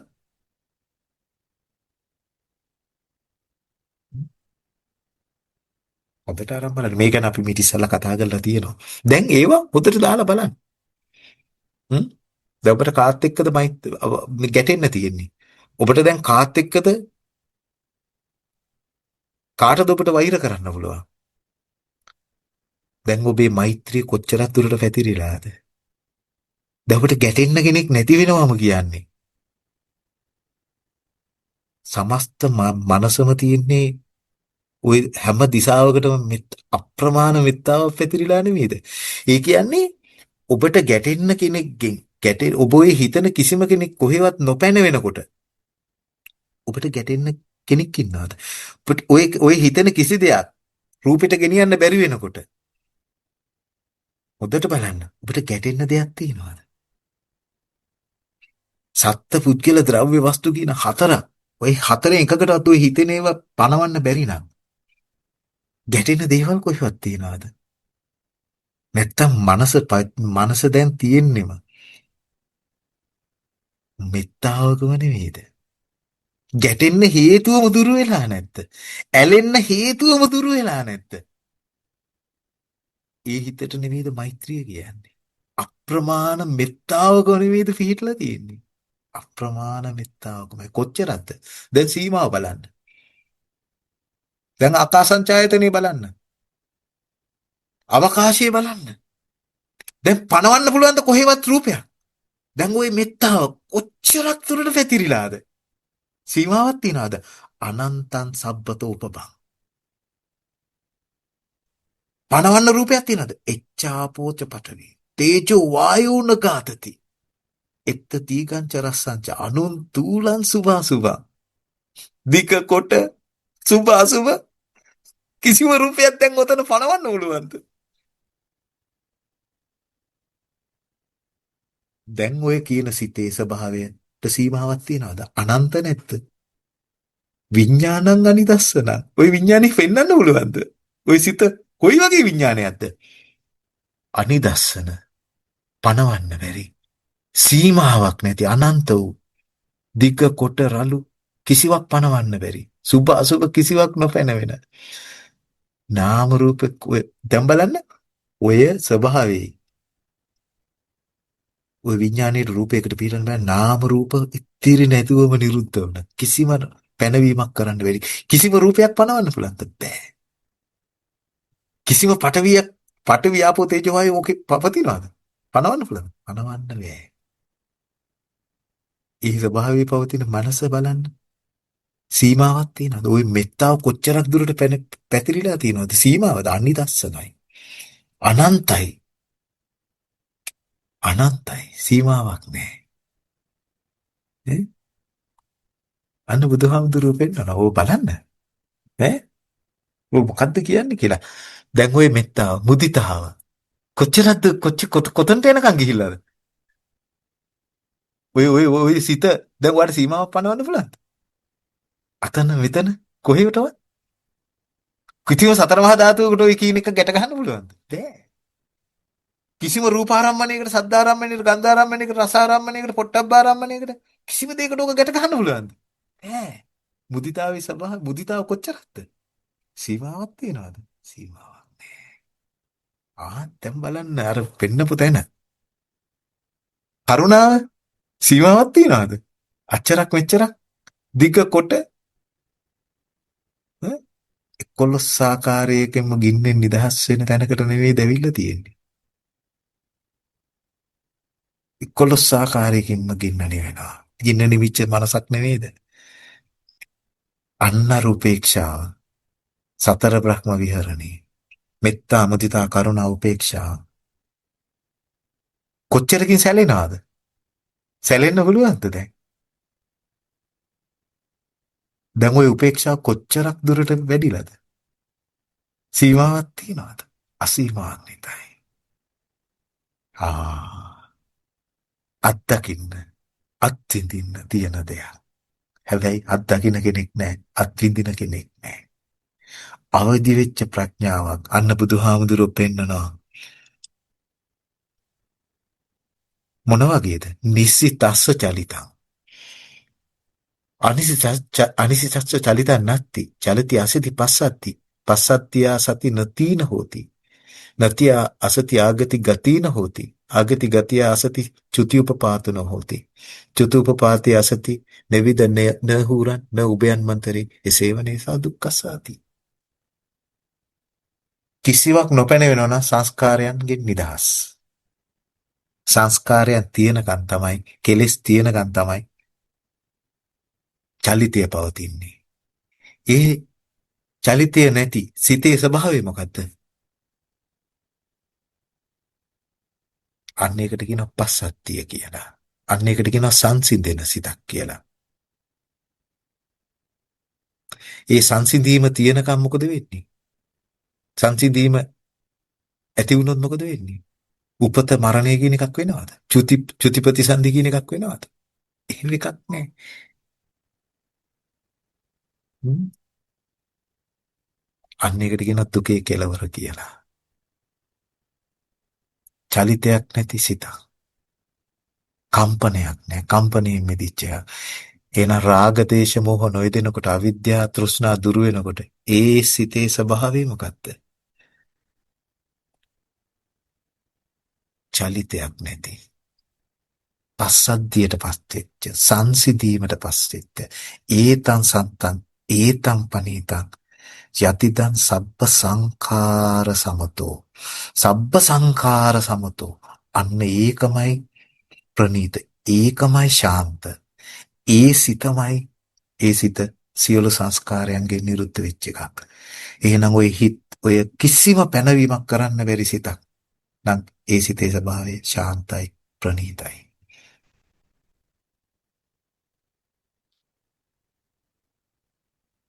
තණ්හක්කයෝ අන්න සබ්බූපති පටිනිස්සක්කෝ සියලු කෙලෙසෙන්ගෙන් මිදුණු ඒ සිතේ ස්වභාවය තණ්හක්කයෝ විරාගෝ නිරෝධෝ නිබ්බානන්ති.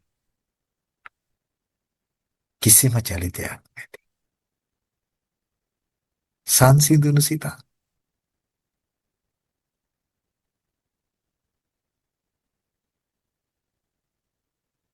සියල්ලංගෙම මිදුණු සිත.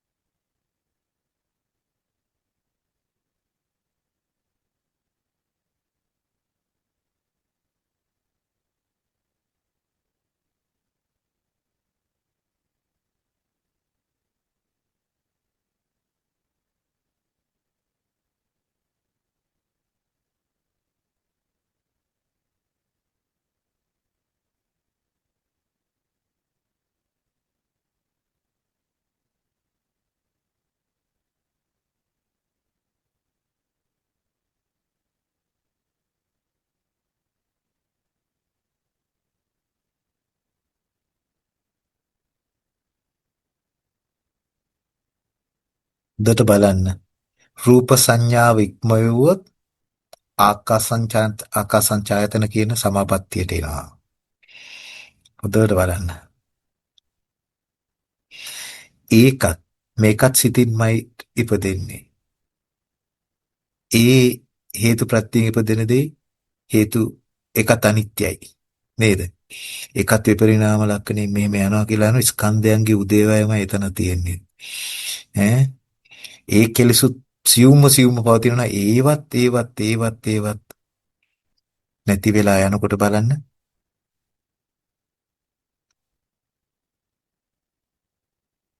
ආකාසංචායතන ඉක්මවනකොට විඥානංචායතනයට එනවා.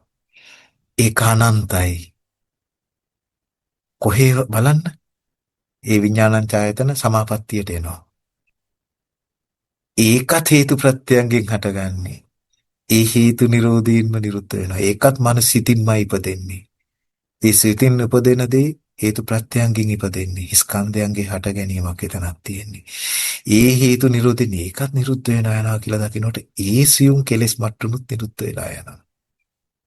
නේද? ඒ විඥානං ඡායතන ඉක්මවල යනකොට ආකින්චන් ඡායතනෙට එනවා. ආකින්චන් ඡායතන සමාපත්තියට එනවා. ඒකත් ඉක්මවල යනවා. ඒකත් සිතින්මයි ගොඩ නැගෙන්නේ නේද? අන්න ඔහොම යන්න.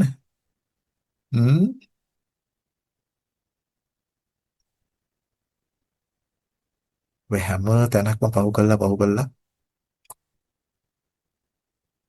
අත්දකිමින් අත්විඳිමින් ඊතර වෙන්න. ඊතර වීම වෙන එක සිද්ධ වෙයි. හොඳයි. ඉතින් මොනවා හරි ගැටලුවක් තියෙනවද අද කතා කරපු තැන්වල? මොකද මේක අත්දකින්න අත්විඳින එකක් මිසක් කතා කරන්න පුළුවන් එකක් නෙවෙයි.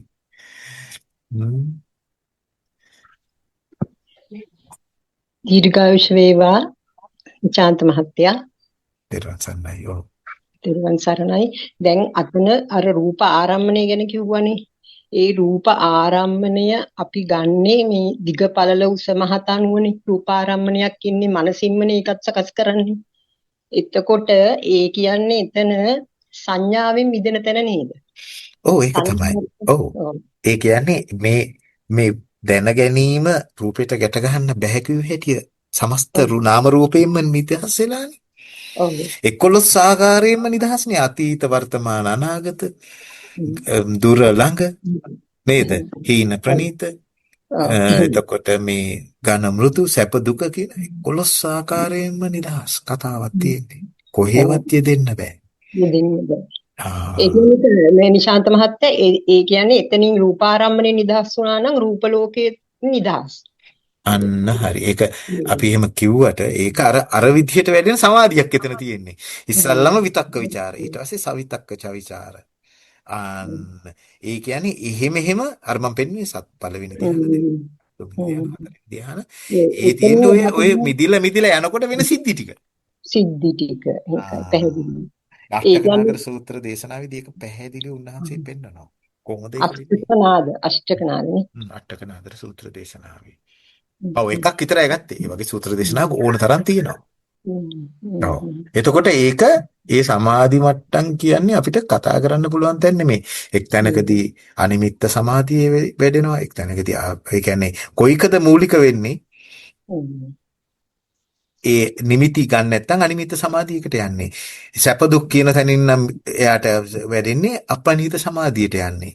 එතකොට සත්පුද්ගල භාවයෙන්ම මිදිච්ච ස්වභාවයකින් යන්නේ ශුන්්‍යත සමාධියක් කියදෙන්නේ. අන්නේ විදිහට තමයි ඒ සමාධි මට්ටම් කියදෙන්නේ. ඒක තමයි ඒ විග්‍රහය තියෙන්නේ. ඔව් රූපාරම්මනේ මිදුනට පස්සේ යන අර ස්ටෙප් ටික නේද? ඔව්. ඒ කියන්නේ ඒ දිගටම ඉස්සල්ලාම ඕරම්බාගී සංයෝජන වලින් මිදිලා එන්න ඕනේනේ. එතකොට තමයි රූප ලෝකයකට එන්නේ නේද? ඕරම්බාගී සංයෝජන වලින් අපි මිදෙනවා කියලා කියන්නේ කාම ලෝකයෙන් මිදෙනවා කියන එකයි. අන්න හරි. සක්කාය දිට්ඨි විචිකිච්ඡා සීලබ්බත පරාමාස කාමරාග පටිග කියන ටිකෙන් මිදෙනකොට අනාගාමී මට්ටමකට එනකොටනේ රූප ලෝකේ එන්නේ. නේද? රූප ලෝක එන්නේ එතන ඉඳලා. එන ඉස්සෙල්ලම සතර මහා ධාතුවට ගැට ගැහෙන දෙනින් මිදෙන්න ඕනේ. එන මේ හිතෙන එක සතර මහා ධාතුවට ගෙනියන්න බෑ. එහෙනම් ඒ ගැන දිගින් දිගට විදර්ශනා වෙලා එනකොට තමයි අර මට්ටමට එන්නේ. තමයි රූපාරම්මණය කියන දැනට අපි එන්නේ.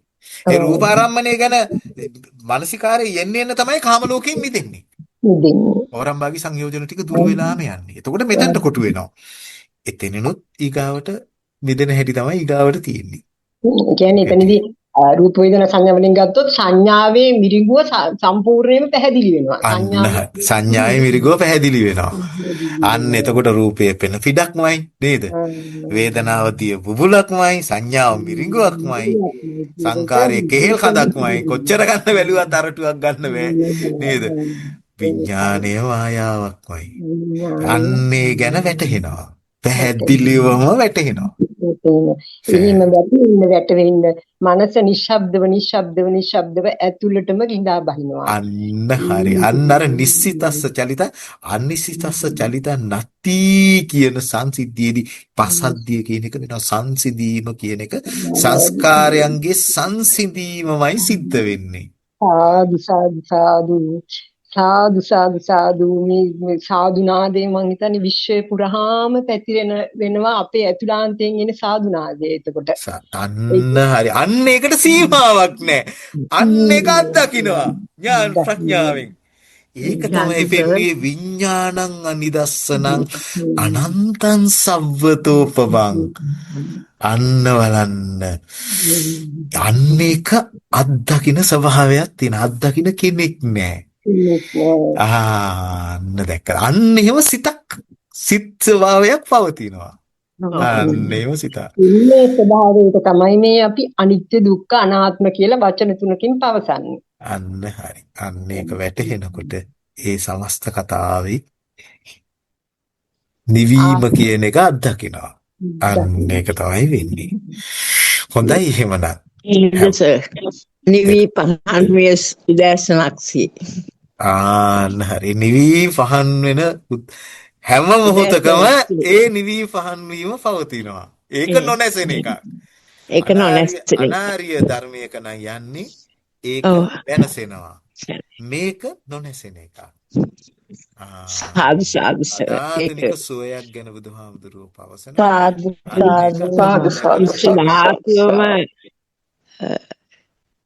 නොසැලවි තියෙන තැනක්.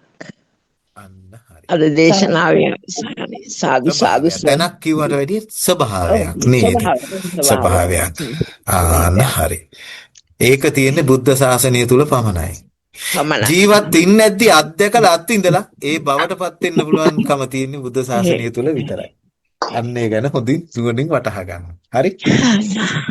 හොඳයි. එහෙමනම් සෑම දිනාටම තෙරුවන් සරණයි. සුන්දර තෙරුවන් සරණයි. තෙරුවන් සරණයි.